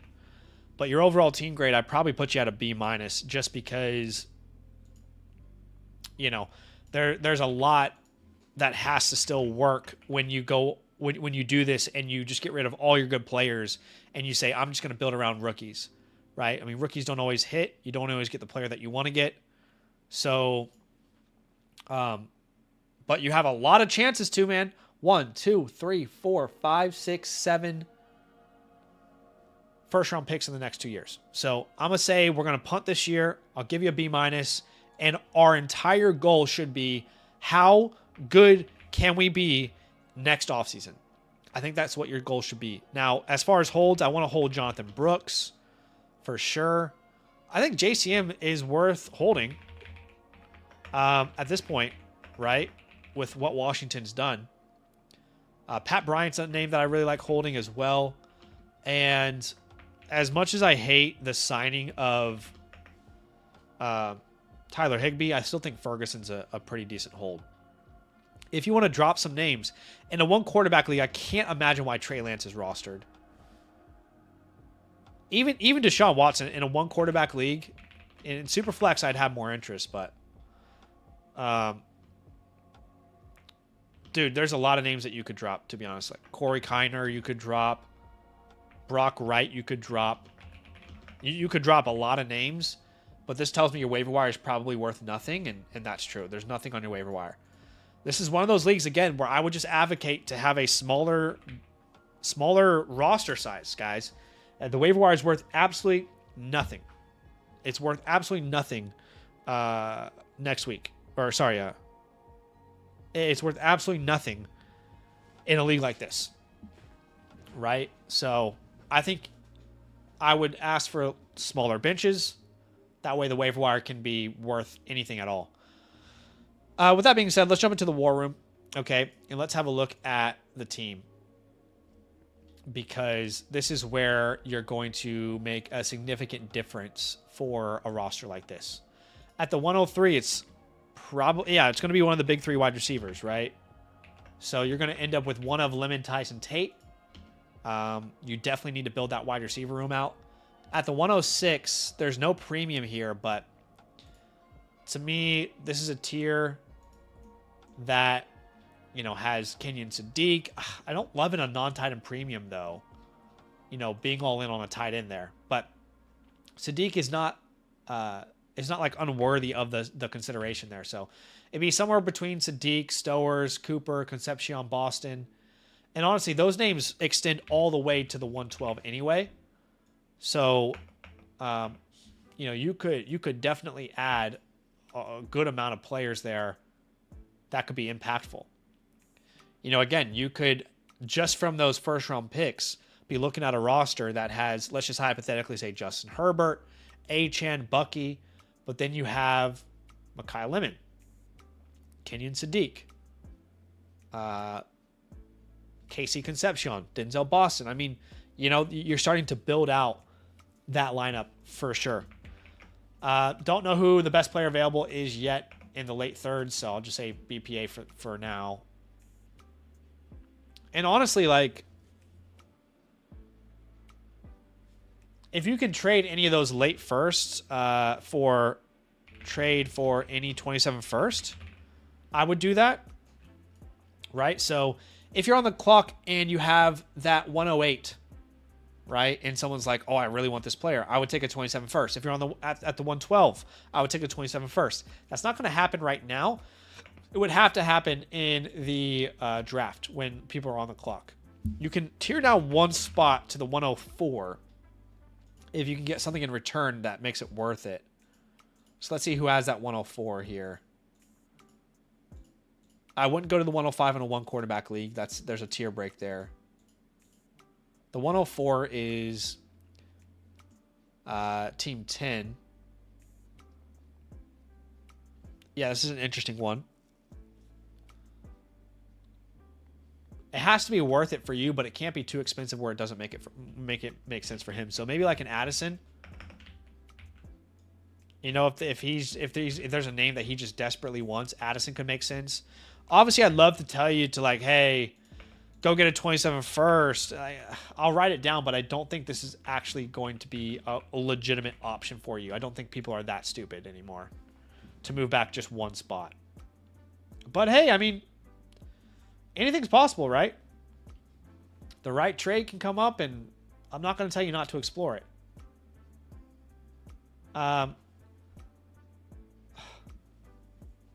Yeah, there's no other like young players. Like, I'm not going to tell you to trade the 106 and go get a Saquon Barkley or a Mike Evans, kind of like I just did in that league I showed earlier, because that doesn't fit our punt narrative. You know what I mean?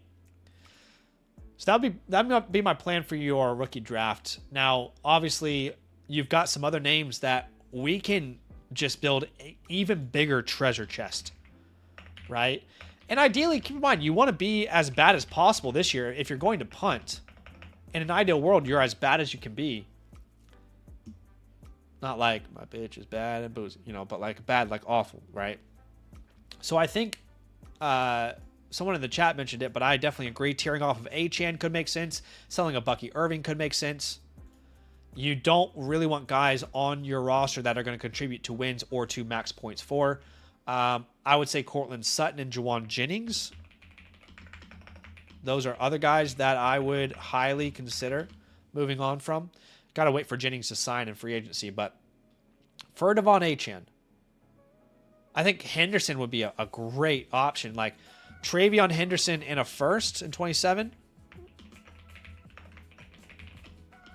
Something like that would be great for you. But we have to be real. That 27 first is not valuable from this team. So maybe we want to add more onto our side. Like we asked for Travis Hunter as well.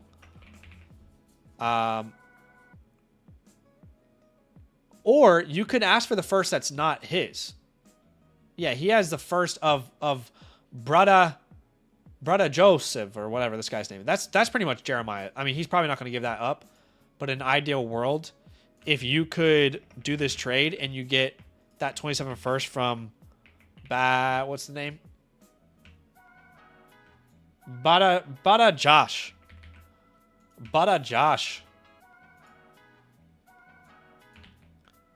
So that would be incredible for you. Let's keep looking. Because with Henderson, you're still getting a foundational piece, right? Who's young. I mean, look, obviously, if you can turn Devon Achane into the 101, you do that in a heartbeat. In some leagues, that's possible. In many leagues, it won't be. I wouldn't even mind sending like the 112 on top of that. Yeah, not much else makes sense with that team. I wouldn't mind even tiering to like a receiver instead, like a Drake London. But that's not really accomplishing the goal we had in mind. Scattaboo, the 105, and a 27 first. I think that's probably the most you can max out of an Achane, and it's going to depend on the league, right? The other option would just be going for first. I don't think you get Hampton and like a plus. He's just an equivalent name. Yeah, so the other idea is you want 2 early to mid firsts or 3 mid to late firsts. Like, that's what the value has to be. For Bucky Irving, I would take any 2 firsts in any year. I would also take any top 5 pick in this class, or top 4. So the 102 to the 104 you could take in this year's class. Sutton will take, an early second. And for Jennings, I would say the same thing after he signs a contract this year. But that would be my plan. I like the Travion Henderson one's the best. But ideally, if you can get off those running backs. And by the way, keep in mind, guys, I try and say this as often as I can because sometimes I know some of you guys out there are just degenerates. Like we all are a little bit, right? But some of you guys out there get this itch and you feel like if you don't make a move right now after we do this playbook, there's a problem for some reason. Guys, you don't have to figure this out until September. And even then, you can sell Devon Achane and Bucky Irving in the middle of the season, probably for more. So don't feel like you have to make these moves if the right deal isn't out there for you. It's okay to be patient. You know, people are going to be willing to buy those names even in season. So you don't need to kind of force yourself into this situation where, oh no, I have to make a move right now. Appreciate you, man. Thanks for letting me review the squad. Very kind of you for showing some love to the stream. We do have a priority pass that just came through, so I'm going to make sure that I do that one from Granite there. I'm just going to set up your back-end admin stuff. Granite, who purchased the fast pass there. The priority pass, sorry, is what I meant to say. Before I jump into that review, though, I'm going to answer this trade question from Kleinot. He would be sending away A.J. Brown for Travion Henderson. Personally, I don't think you get more value for A.J. Brown than this. I know Henderson hasn't broken out, hasn't exactly been, exactly what we've wanted him to be just yet. But in a year from now, I just doubt that A.J. Brown's going to be more expensive than this or going to get you a bigger return than this is what I meant to say. So I have no problem. Bro, what is your team? You have 1, 2, 3, 4, 5, 6, 7, 8, 9, 10, 11, 12, 13, 14, 15, 16. There's got to be a glitch here. There's no way you have 35 running backs on your team. Anyway, either way, I think there's more value with Henderson, so I would be fine to take the Henderson side of this deal. I'm looking at that team and I'm thinking, what is going on?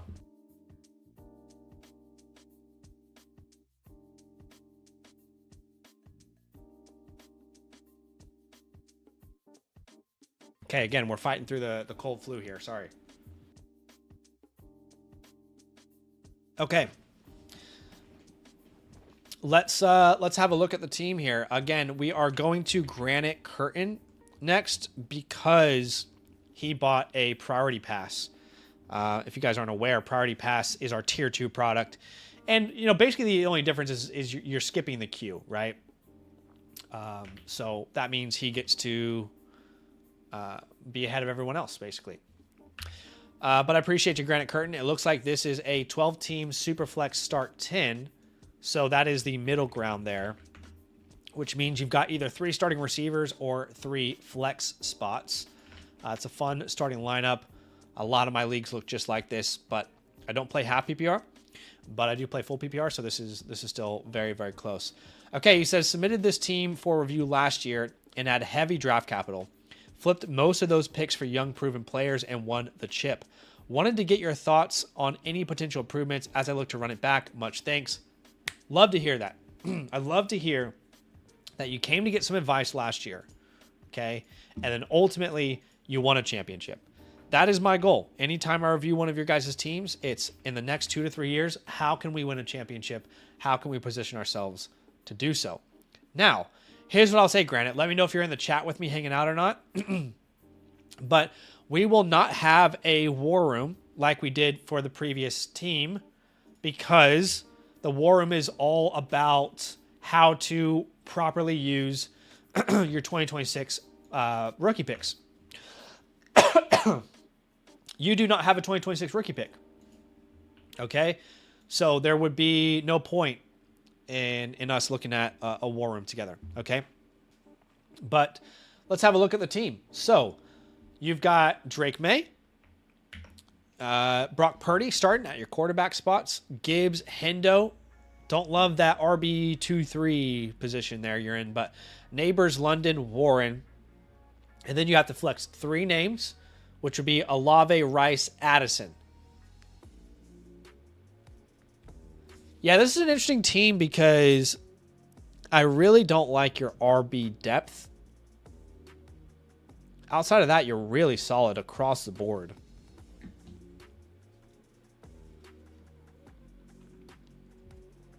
In order to solve the RB depth, you have no picks.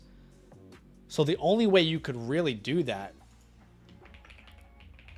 is by tearing down. But at the same time, I don't think you necessarily need to right now. It's a good team. That wide receiver room is nasty. I'd probably lean like I'm a solid A- on this one. This is a good team.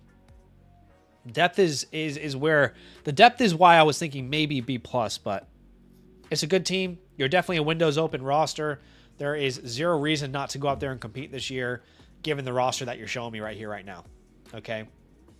As far as untouchables, you've got Drake May, you've got Jahmyr Gibbs, you've got Malik Neighbors, you've got Drake London.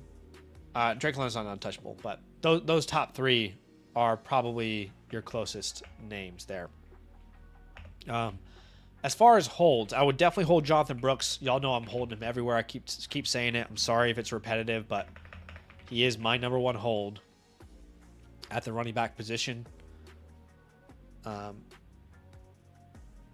I would also like to hold Ricky Pearsall and Jaden Higgins. There's no real easy drops on this team. I mean, Keon Coleman is the closest thing to a drop. I do think that Njoku and Sean Tucker should be rostered.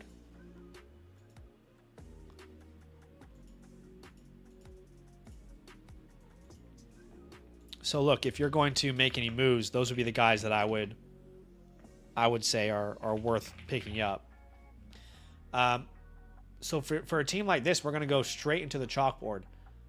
I think we could afford looking at a Malik Neighbors tear down. You don't have to. Honestly, you could completely go into the 2026 season with the roster you have today, and as long as no one gets injured, you're definitely making the playoffs. But obviously that rarely happens. Players get injured. We know this, right? So I'm going to just explore the idea hypothetically. If we were to tear down from Neighbors, what will we want it to look like? First question we should answer is, what names are we comfortable tearing down to? Let me give you a list. Drake London, Justin Jefferson, George Pickens, Nico Collins in a plus. I would say Emeka Egbuka in a plus. We just saw a trade like that earlier. We don't want to go too far down, but we want to get value in return. So who has London? If London has a great running back room that could be perfect. Oh, you have London. I'm a dumbass. Okay. Come on, Zach. We'll wake up. Let's look at Jefferson here. Justin Jefferson. The Justin Jefferson owner, unfortunately, has a terrible running back room. And they have no firsts that are really worth anything. Like, it would have to be Jefferson and Breece Hall, and then you can give back to kind of equal the value out there. You could give back like a Jaden Higgins or something. I don't really want to give up Higgins, but Isaiah Likely, Jaden Higgins, one of those names. I don't think that deal will get done in my league, to be honest. Let's keep looking, though. Again, our goal is to find a tear down off of Neighbors. The George Pickens team. George Pickens team. Another team with terrible running back depth. Man, who has all the running backs, dude? That's not going to work. That's not going to work. Nico Collins, please. Come on, please. Okay, finally, something that could make sense. Like Nico Collins, Saquon Barkley.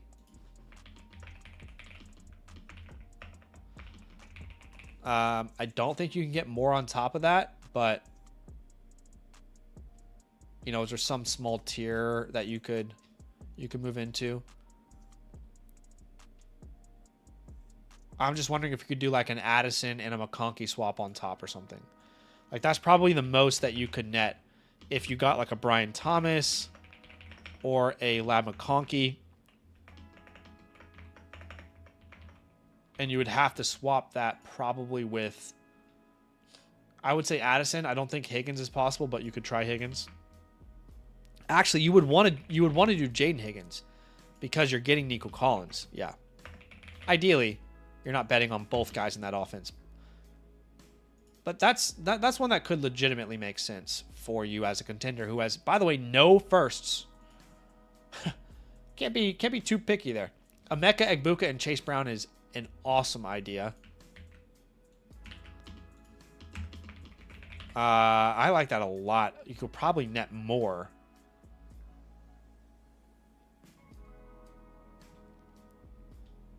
Yeah, I was just wondering, like, I don't know if you can get a 27 first on here. Maybe you give back Jordan Addison. But those are some ideas that could make sense. Again, you do not need to make a trade. You do not need to make a trade. You can roll this team into the season, and then, you know, if players aren't healthy, you have a Gibbs you can tear down from. You have a May you can tear down from. You have a Neighbors you can tear down from, a London Olave. You have plenty of tear down options. I'd probably just prefer to hold where I am right now. There's a reason you won the championship, by the way. Right? So don't forget that you got there. You won the championship already. But if I were to move one of those names, it would be Neighbors. And there are some customized ideas for you, my friend. Appreciate you big time again. I always love when people come back and, you know, they're members for another year or they get another team playbook.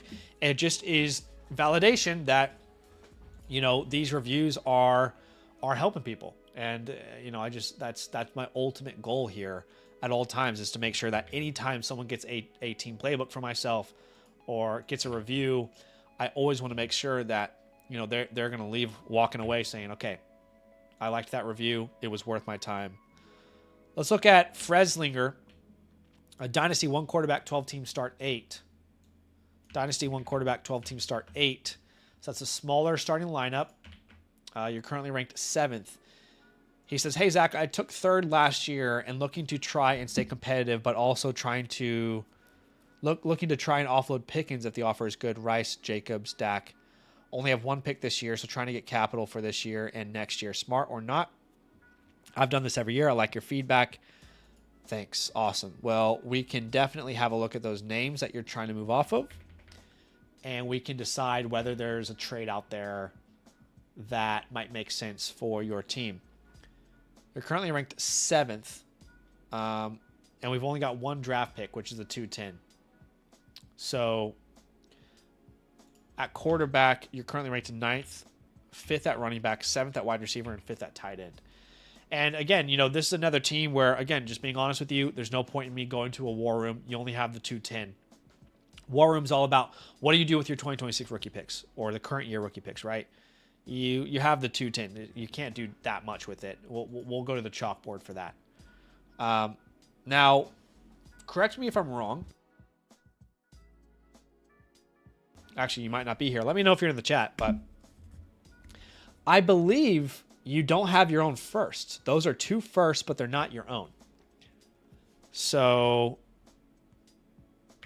that's interesting. Interesting to look at there. Dan, I just saw your trade question. I'll answer that after this review here, my friend. But without your own first-round pick, if you're a good team, those picks can still be whatever they are that you have that aren't yours. If you're a bad team, it won't matter. So we got to keep that in mind. You're no doubt a Windows open roster without your first pick, which basically means let's go out there, let's compete. There's no reason not to try and win a championship this year. So in a start 8, 1 quarterback, you've got Nix or Dak, Bucky and Etienne. Running back room is good.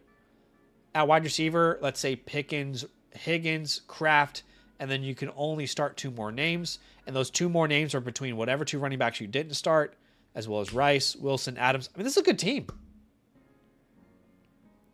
I like this team a lot. You know, you're maybe lacking like some superstar studs, but this is just a really well-balanced team. I'd say this is a solid B plus. Solid B plus. It's funny because I go to the playbook and I look, okay, what are his untouchables? You don't really have an untouchable, to be honest. Players that I would hold include Pat Bryant. Most of my audience has Pat Bryant, don't they? And Terrence Ferguson would be another name I would hold. As far as drops, you don't really have any. If you needed to, you could drop Ben Sinnott at this point and Marshawn Lloyd. I'm not even sure Marshawn Lloyd's a backup anymore.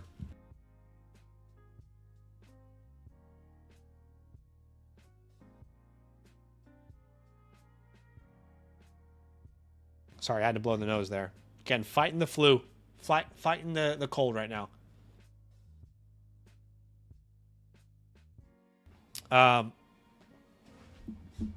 Yeah, I'm not sure Marshawn Lloyd is really the backup anymore. He's going into, what is it? Jeez, is it year 3 now?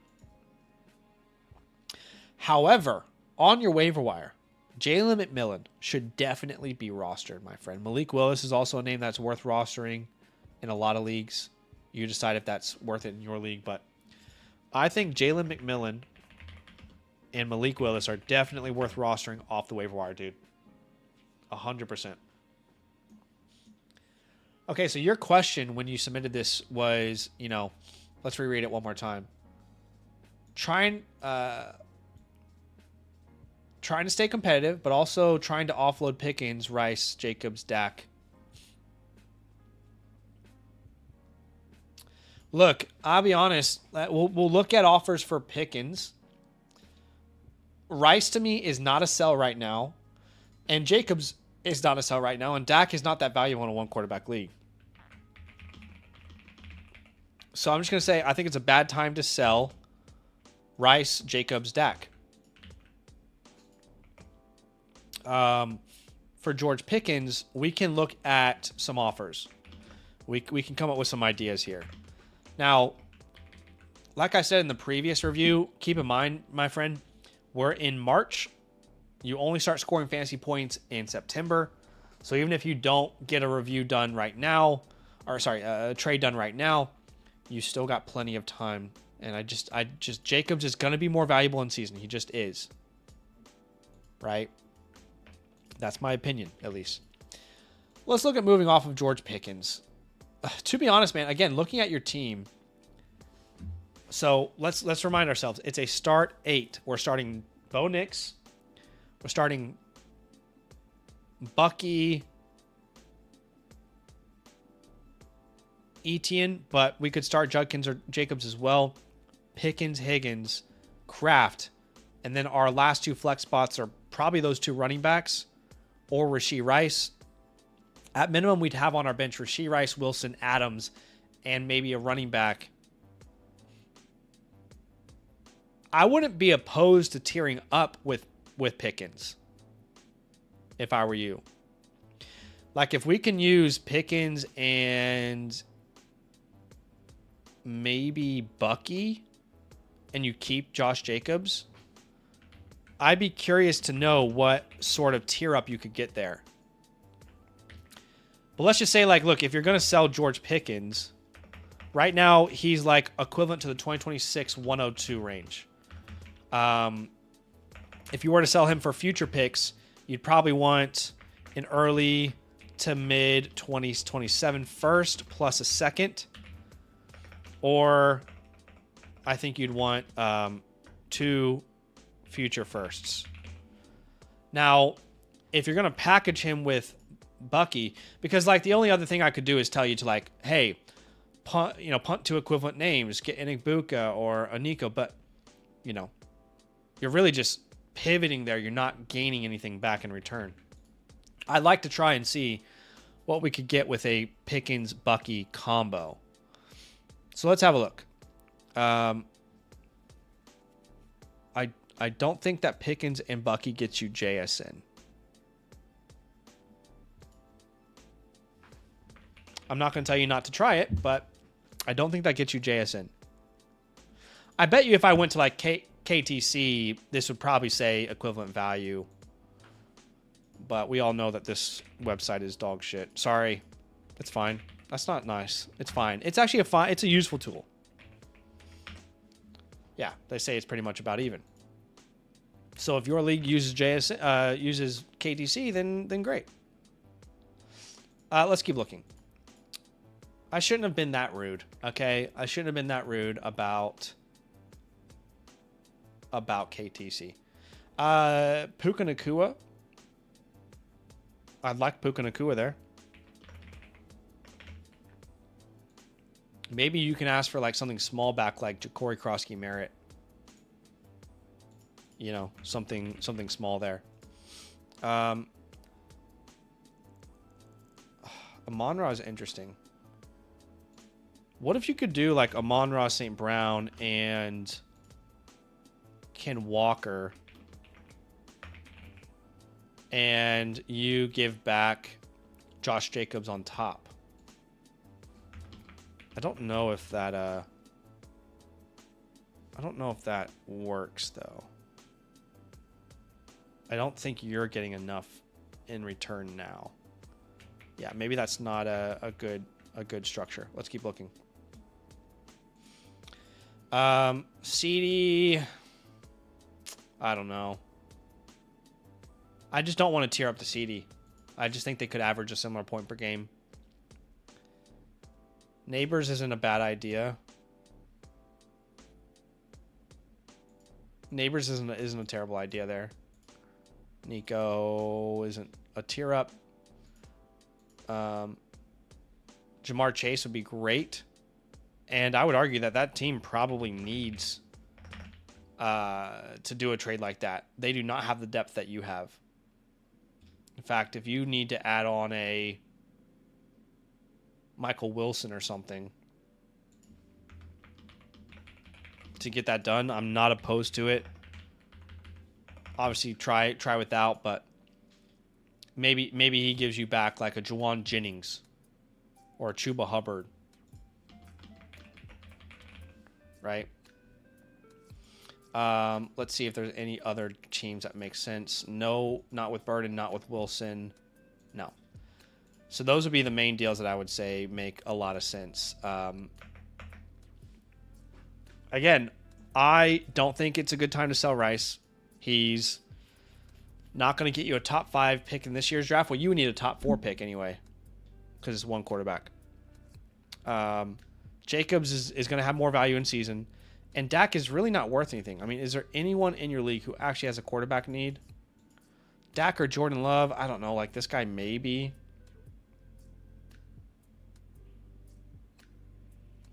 I don't know if he's going to care.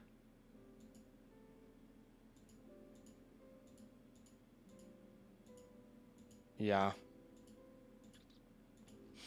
I'm not seeing someone... Even the worst team in your league has Lamar Jackson. The guy with Tyler Shuck might care.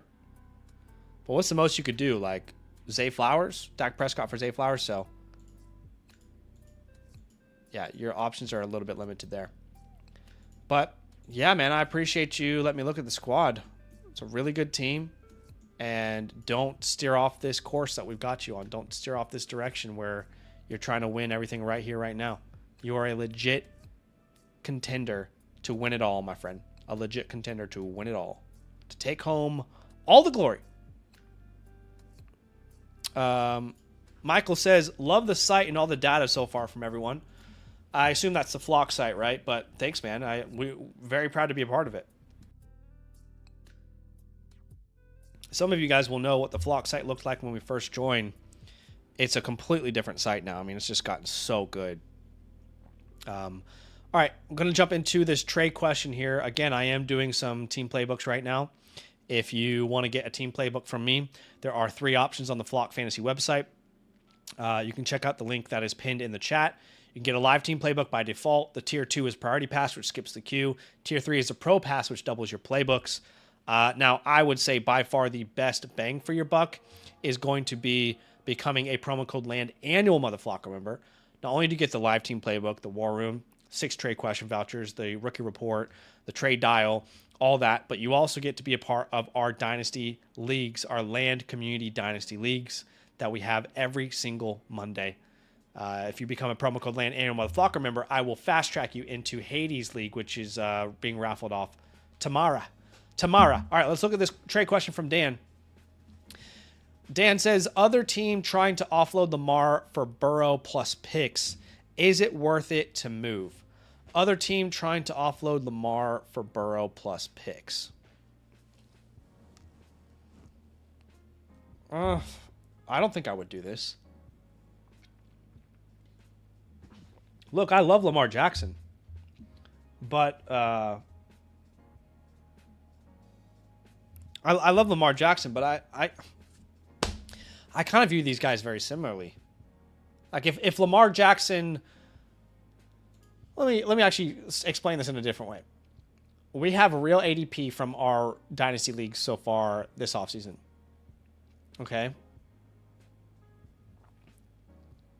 and if I can find it, this would be really helpful for you. Okay.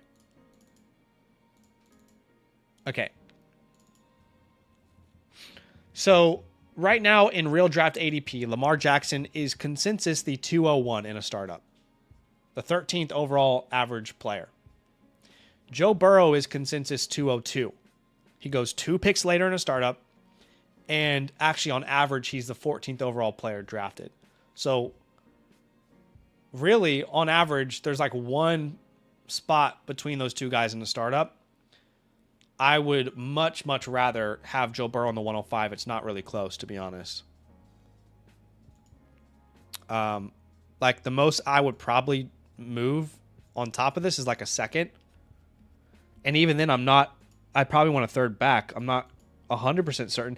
I mean, I'm not anti-Lamar. I think he's going to be a great bounce back candidate. I'm very comfortable to draft him. But if any of these guys and their play style isn't going to last long term, it's not Joe Burrow. So, yeah, hopefully that's helpful. Appreciate you, Dan. Thanks for letting me look at the trade. I did just see another trade come through from Granite. Now, Granite, we did just look at his team. Let me remind myself. We literally just looked at this, so let me remind myself. Is this the same team, Granite? So the team that we just looked at, we were looking to make moves for Neighbors. So I think Granite's out there watching the stream. He's just not commenting in the chat, which is fine. So we came up with some of these ideas to move off of Neighbors.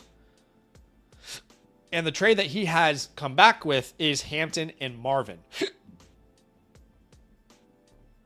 Which is pretty intriguing.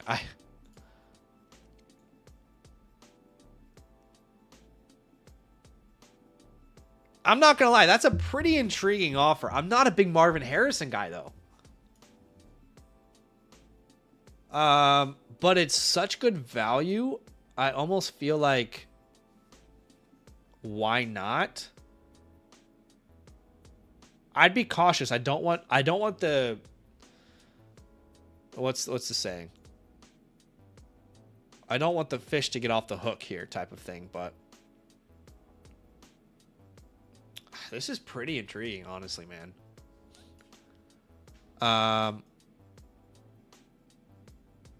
Wow.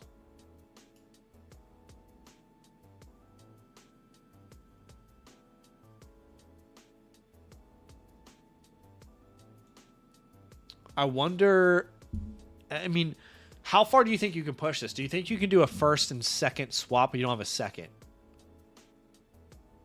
Yeah, I mean, you can't do like a first and then throw on Ricky Pearsall, can you? You tell me.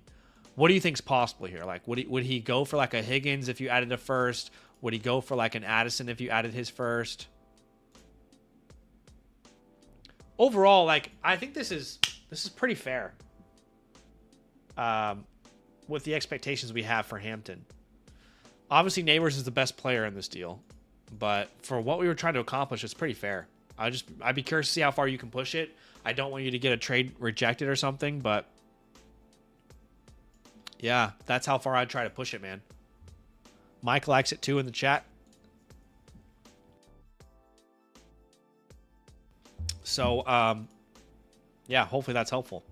All right. Is JTW or Carter in the chat with me here?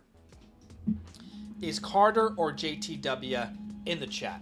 I want to know if either of you guys are here with me right here, right now.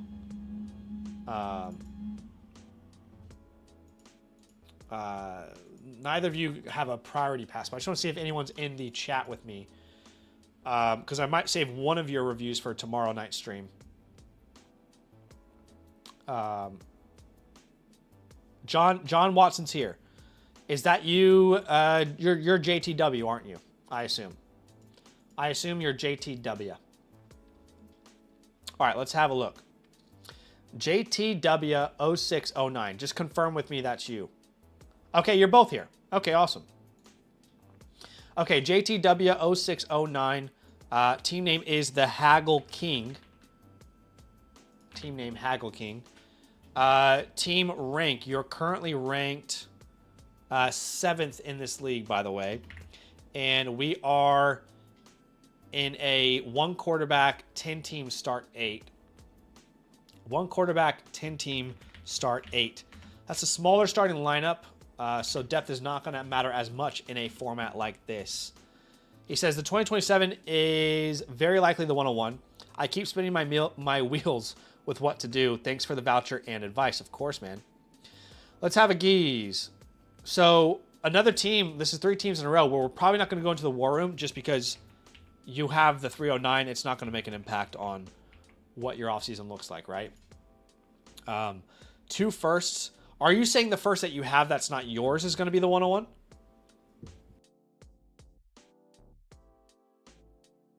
Just confirm with me that's what you mean when you say that. So, in a 1 quarterback start 8,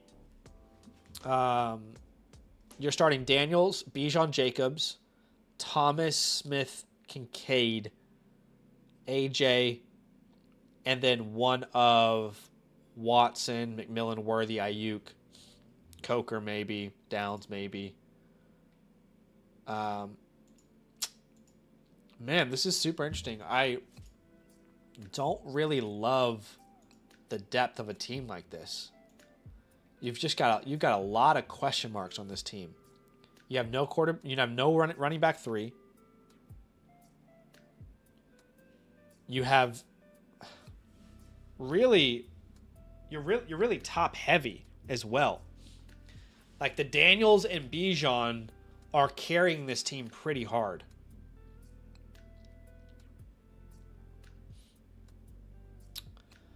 I want to know what does the chat think? I kind of lean.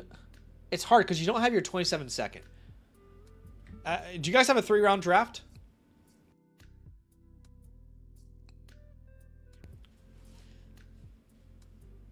You have to assume at least a couple players get injured, and if they do, I just don't know how you're winning games.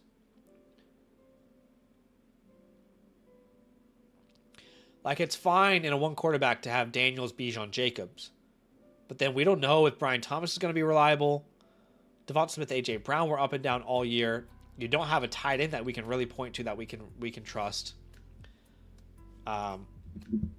Obviously, like if we were to talk about untouchables, Bijan Robinson and Jaden Daniels are your closest untouchables. But I'm just trying to figure out exactly how we maneuver around a team like this. McMillan's a stronghold. I would keep Jalen McMillan.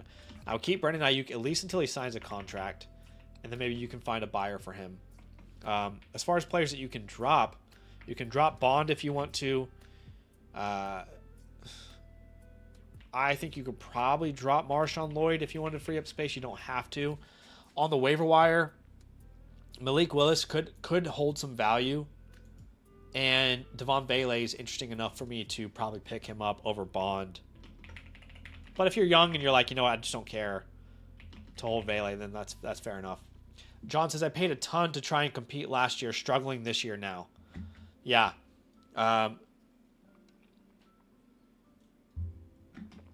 Yeah. Oh, man.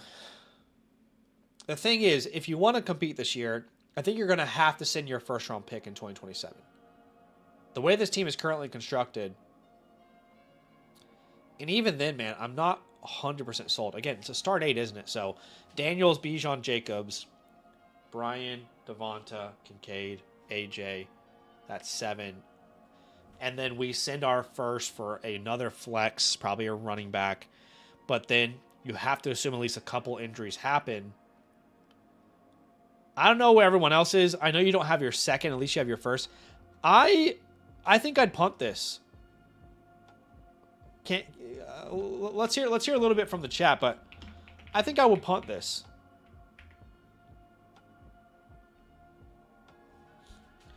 Yeah, the other option, Mike is right. The other option is you down tier from Bijan or Jaden. Jaden's not going to give you as much of an option in a one quarterback, and Bijan, you know, not ideal to lose Bijan, but it's not impossible. Yeah, don't love where the team is right now with the lack of depth that we have. Very top heavy. You're benefiting from the fact that it's a very small roster. Kind of like C plus B minus on this one. You could pull me either way and convince me with a draft grade there. Maybe instead of me putting you as a 1-year punt, I'm going to give you the in or out tag, and we'll look at both options, like what it might look like generally to do in.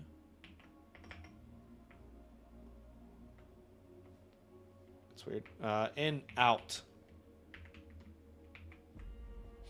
Maybe that's what we'll do. So let's go to the chalkboard here, and let's just play out both scenarios. Funnily enough, I feel like if you're in... Is this crazy to say? I feel like if you're in, you probably need to tear off Bijan Robinson. Because I just don't know how your depth is gonna pan out. I would say your 2027 first we would use, right? Because if I'm not mistaken, you mentioned the first that you have is very likely the 101 from the Alaskan Bowl, whatever this guy is. And yeah, I could see that being the 101. Now, if you were to be out, then I still think you would look to tear down off of Bijan Robinson, honestly. But then you would also be looking to sell Josh Jacobs in season, AJ Brown. I would even say Devonta Smith you can move. At minimum, right? Those guys. Kamara's not really worth anything. I mean, I don't even know if you can get a third for Kamara at this point. Yeah, those would be the main pieces outside of like an Ayuk. So we'll look at a Bijan tear down. Because either way, we're potentially going to tear down from Bijan. Now, if you tear down from Bijan, it would need to be like a CeeDee Lamb, Javonte. Yeah. It needs to be like a Malik Neighbors. And 2 of those running backs, ideally. I don't know how you get there, though. Let's say Neighbors, Javonte, Scattaboo. And you might need to give back something here to make this work. Does Xavier Worthy get it done? Probably not. It's got to be something small, or it doesn't make sense for you. Again, that's more if you're like in and we're ready to compete, because that type of deal does give you the depth that you need. And Scattaboo is an interesting addition because you're already getting Neighbors and Javonte, which is enough. But if Scattaboo holds through the offseason, he'll be more valuable, right? Yeah. But he is risky. Obviously, you'd prefer to get a Saquon or a Kyren there if that's possible. Okay. We could go full out for depth here. I just don't like this, man. I was going to say like ET and Olave in a first. I just don't even like that, though. You know what I mean? I don't like this, but I'm trying to get creative.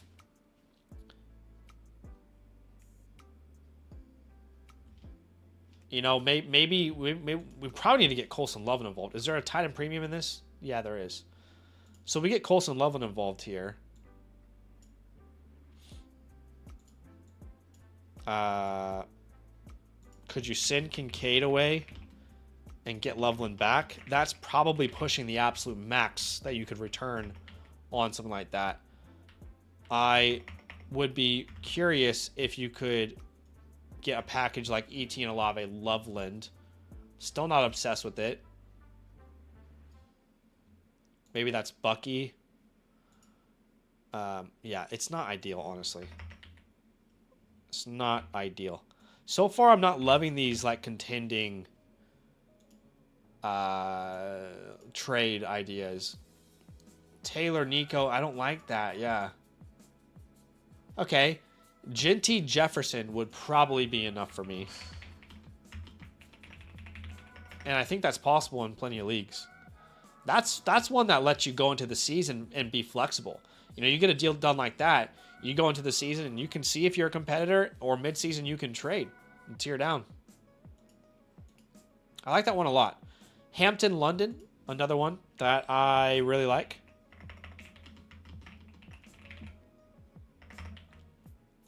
And honestly, that trade fits both the in or out idea, right?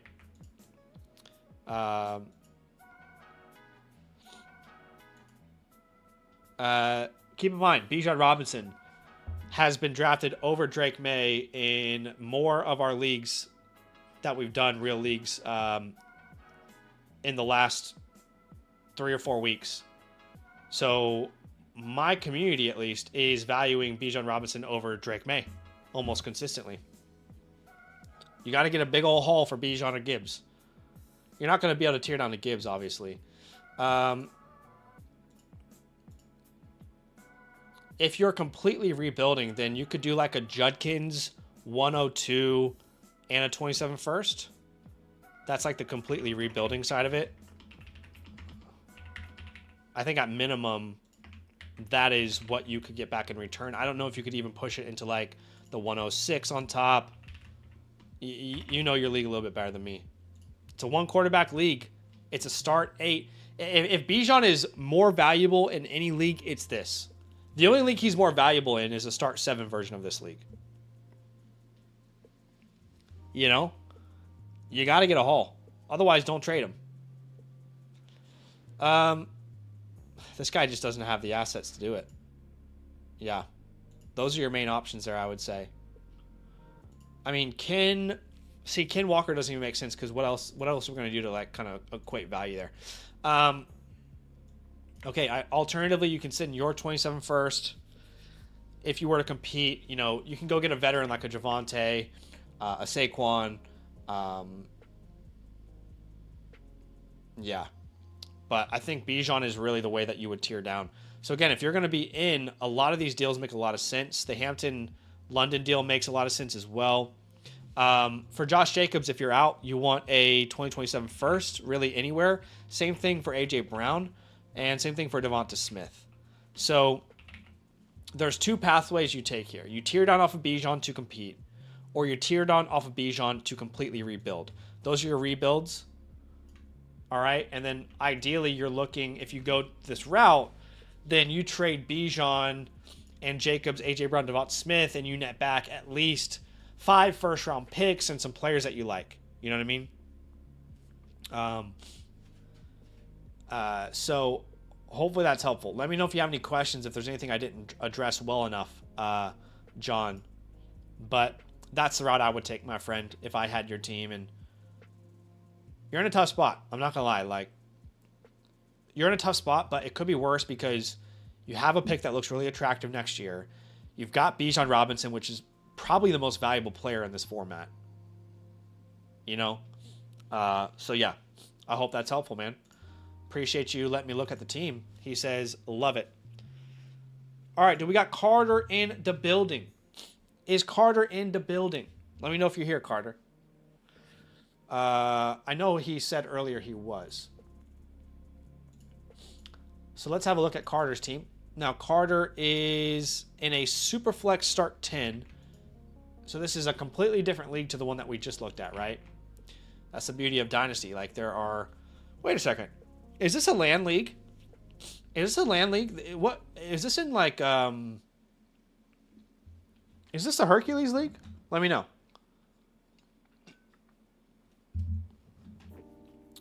His team name, I think this is the Hercules League.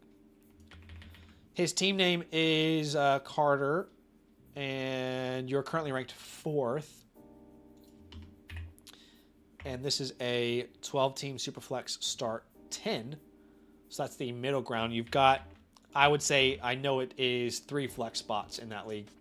And it is a Hercules League. So this will be fun to kind of look at this 1 week removed from, well, actually, just days. We're just days removed. Wait. Are we this league was drafted like 2 days ago, wasn't it? So, yeah. Okay. Untouchables. You got Josh Allen. Josh Allen is really your main untouchable there. As far as holds on a team like this, Kyler Murray for sure. Looks like he's about to be a Minnesota Viking, which people are going to be really excited about Kyler Murray after that. Alec Ayomanor's shown enough to warrant a roster spot. As far as drops, you don't really have any drops. There's no one on this team that I would say, yeah, we got to get rid of that name. On the waiver wire, Chris Rodriguez. I'm telling you what, my friend, he's going to be bid for. Whenever your waivers run in that league, he's going to be bid for. And if I were you, I would be in that bidding. You can drop. Kendre Miller is tough to drop, but probably, honestly, yeah. After the Travis Etienne signing, you can drop Kendre Miller to make it happen. Yeah, that's the main waiver wire guy that I would be interested in there. Now, you do have the 103 and the 206 in the upcoming rookie draft, so you can make an impact with those picks. Scribble says, dude, I bought Kyler for late seconds when people thought he was done. Easy money, yeah. All the people out there who bought Kyler Murray, it's certainly looking good right now, isn't it? It's certainly looking like a strong investment. Okay, let's look at the team. So, Superflex, start 10, tight end premium, Josh Allen and one of Murray or Jones, CMC Scattaboo. Your running back room is hanging on by a thread there. You know what I mean. T-Mac, Pickens, Fannin. Then you're flexing Pittman. Now this is where things get difficult. You're flexing Pittman. I guess you're hoping for an A.O. Manor breakout or Shakir being okay still or Debo. You know, you've got those picks. But, yeah. In order for you to be a serious contender, you would definitely need this 103 pick to kind of hit for you right now. I would say you're more of a sleeper than anything at the moment. Coming off of a startup, it's very rare to find a team that's like really, really dominant. I will put you probably at like a C+, A-. That's not to say it's a bad team. It's just, for me at least, my teams have always looked the worst right after a startup because I haven't traded yet. Or if I have, it's only startup picks and I haven't, made my impact on the league. So that's not to say that it's a bad team or you had a bad draft at all.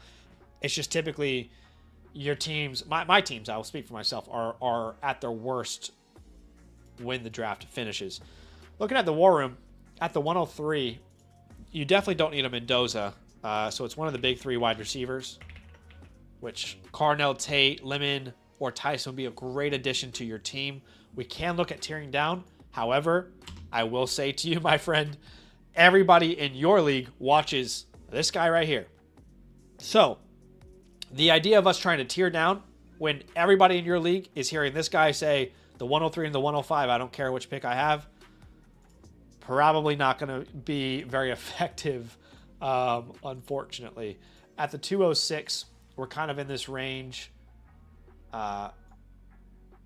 Coleman, Surratt, Bell, Bernard.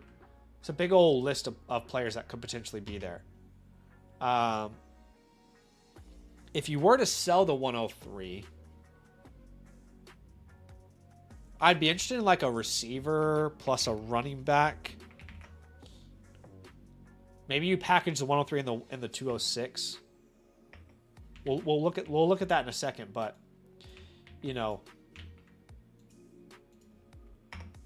I would say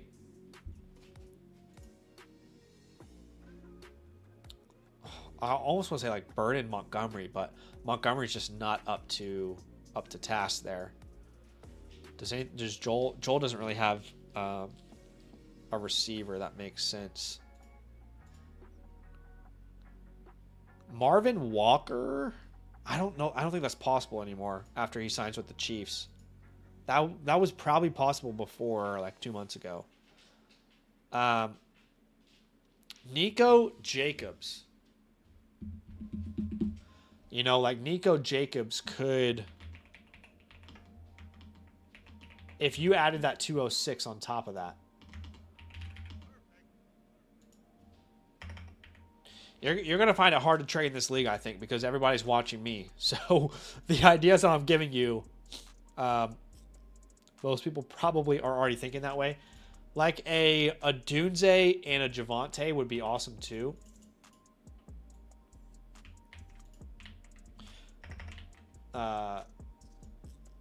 Roma Dunze, Javonte Williams.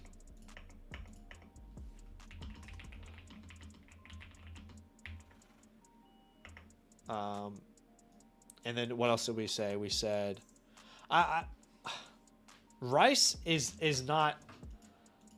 Rice is risky, but you could also do that same deal for Rice. And that's probably more realistic. You're not going to get McConkey, Kyron, I don't think.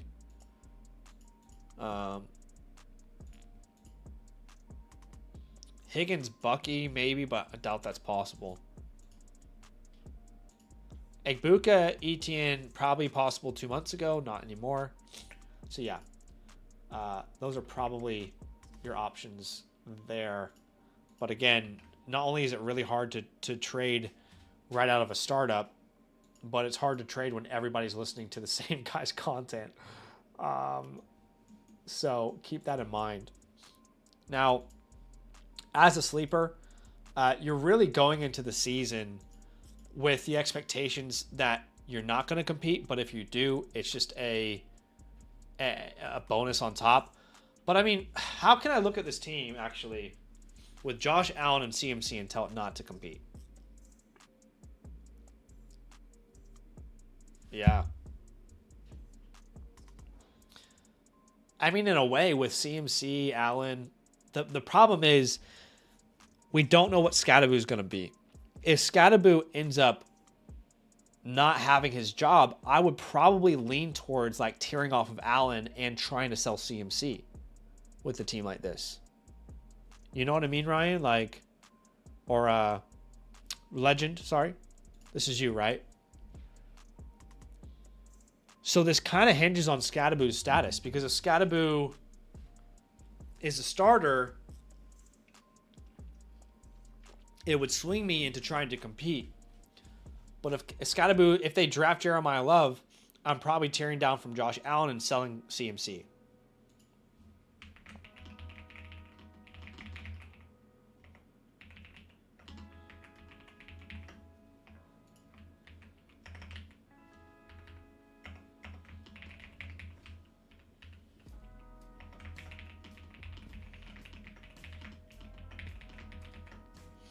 So I just put that down here on the chalkboard.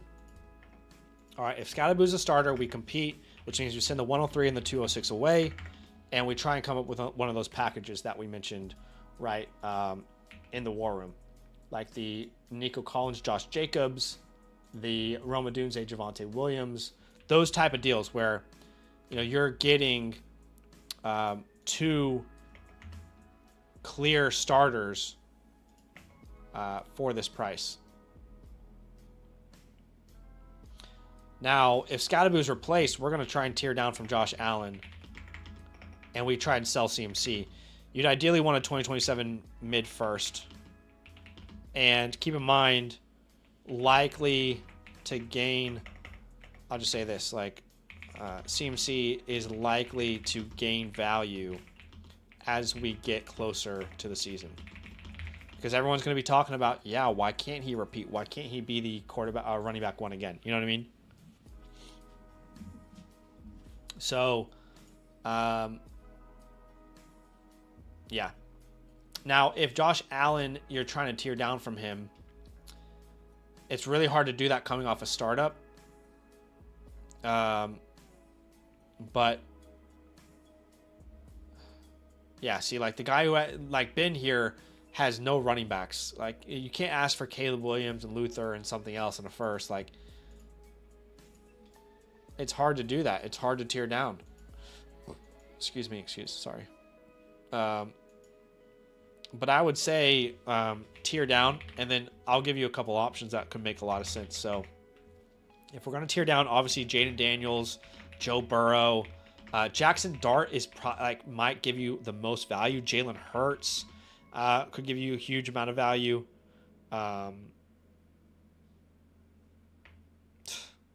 Trevor Lawrence, I think you'd have to get quite a lot back in return. Those are really the names that I'd like to tear down from if I am going to go that route and tear down.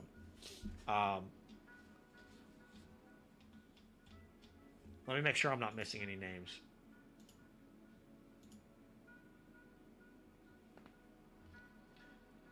Yeah. Mahomes, I don't mind either doing a Mahomes tear down, because if he does miss some time and you're already planning on doing a 1-year punt at that point, what's the harm? Yeah, I think those are the names that make sense.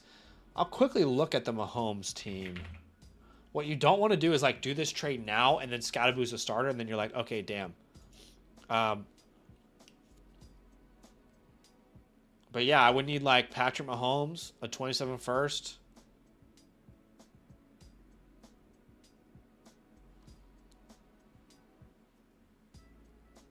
It's just so hard to do a deal like that right off a startup. You can't ask for Judkins or Jacobs. This guy's trying to compete.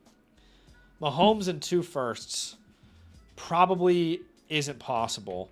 But maybe if you were able to do Patrick Mahomes and 2 firsts with that guy, and then you give him back something to kind of bridge the gap, which would be Michael Pittman maybe. Maybe that bridges the gap for you.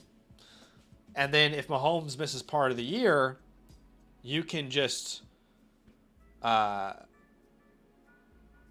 to next year anyway, because you've got a quarterback that you can build around, but he might be missing some time. So I apologize. There you go. You couldn't even see what I was writing.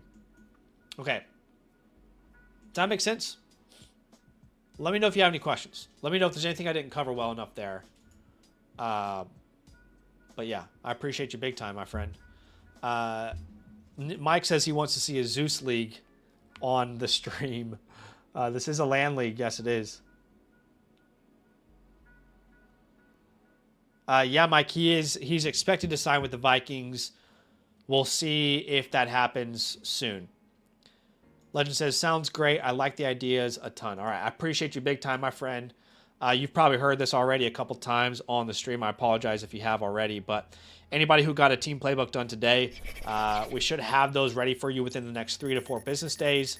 Check your message tab on the Flock site within that time frame. Anybody who wants a team playbook from myself, I'm going to be live tomorrow night. So Bailey, I'm going to hit you up tomorrow night. I'm going to end the stream there. trying to protect my voice while I'm going through this flu/cold thing. But Bailey will be the first review we do on tomorrow night's stream. Come join me then. If you want to get into the queue, you'll be at the top of the queue right now for Team Playbooks, all that kind of jazz. You want to get into a LAN league. Tomorrow we're raffling off the Hades League, so make sure you submit your form for the Hades League. Again, if you haven't submitted the form yet, I can put it in the chat here for you now. But remember, you got to be a land annual Motherflocker member, right? So yeah, it's kind of pointless to fill it out unless you're going to be a promo code land annual Motherflocker member. But anyway, y'all know at this point exactly how to become a member and all the perks that come with it. But appreciate y'all big time, and I'll see you guys tomorrow night. Nothing but love. Signing off.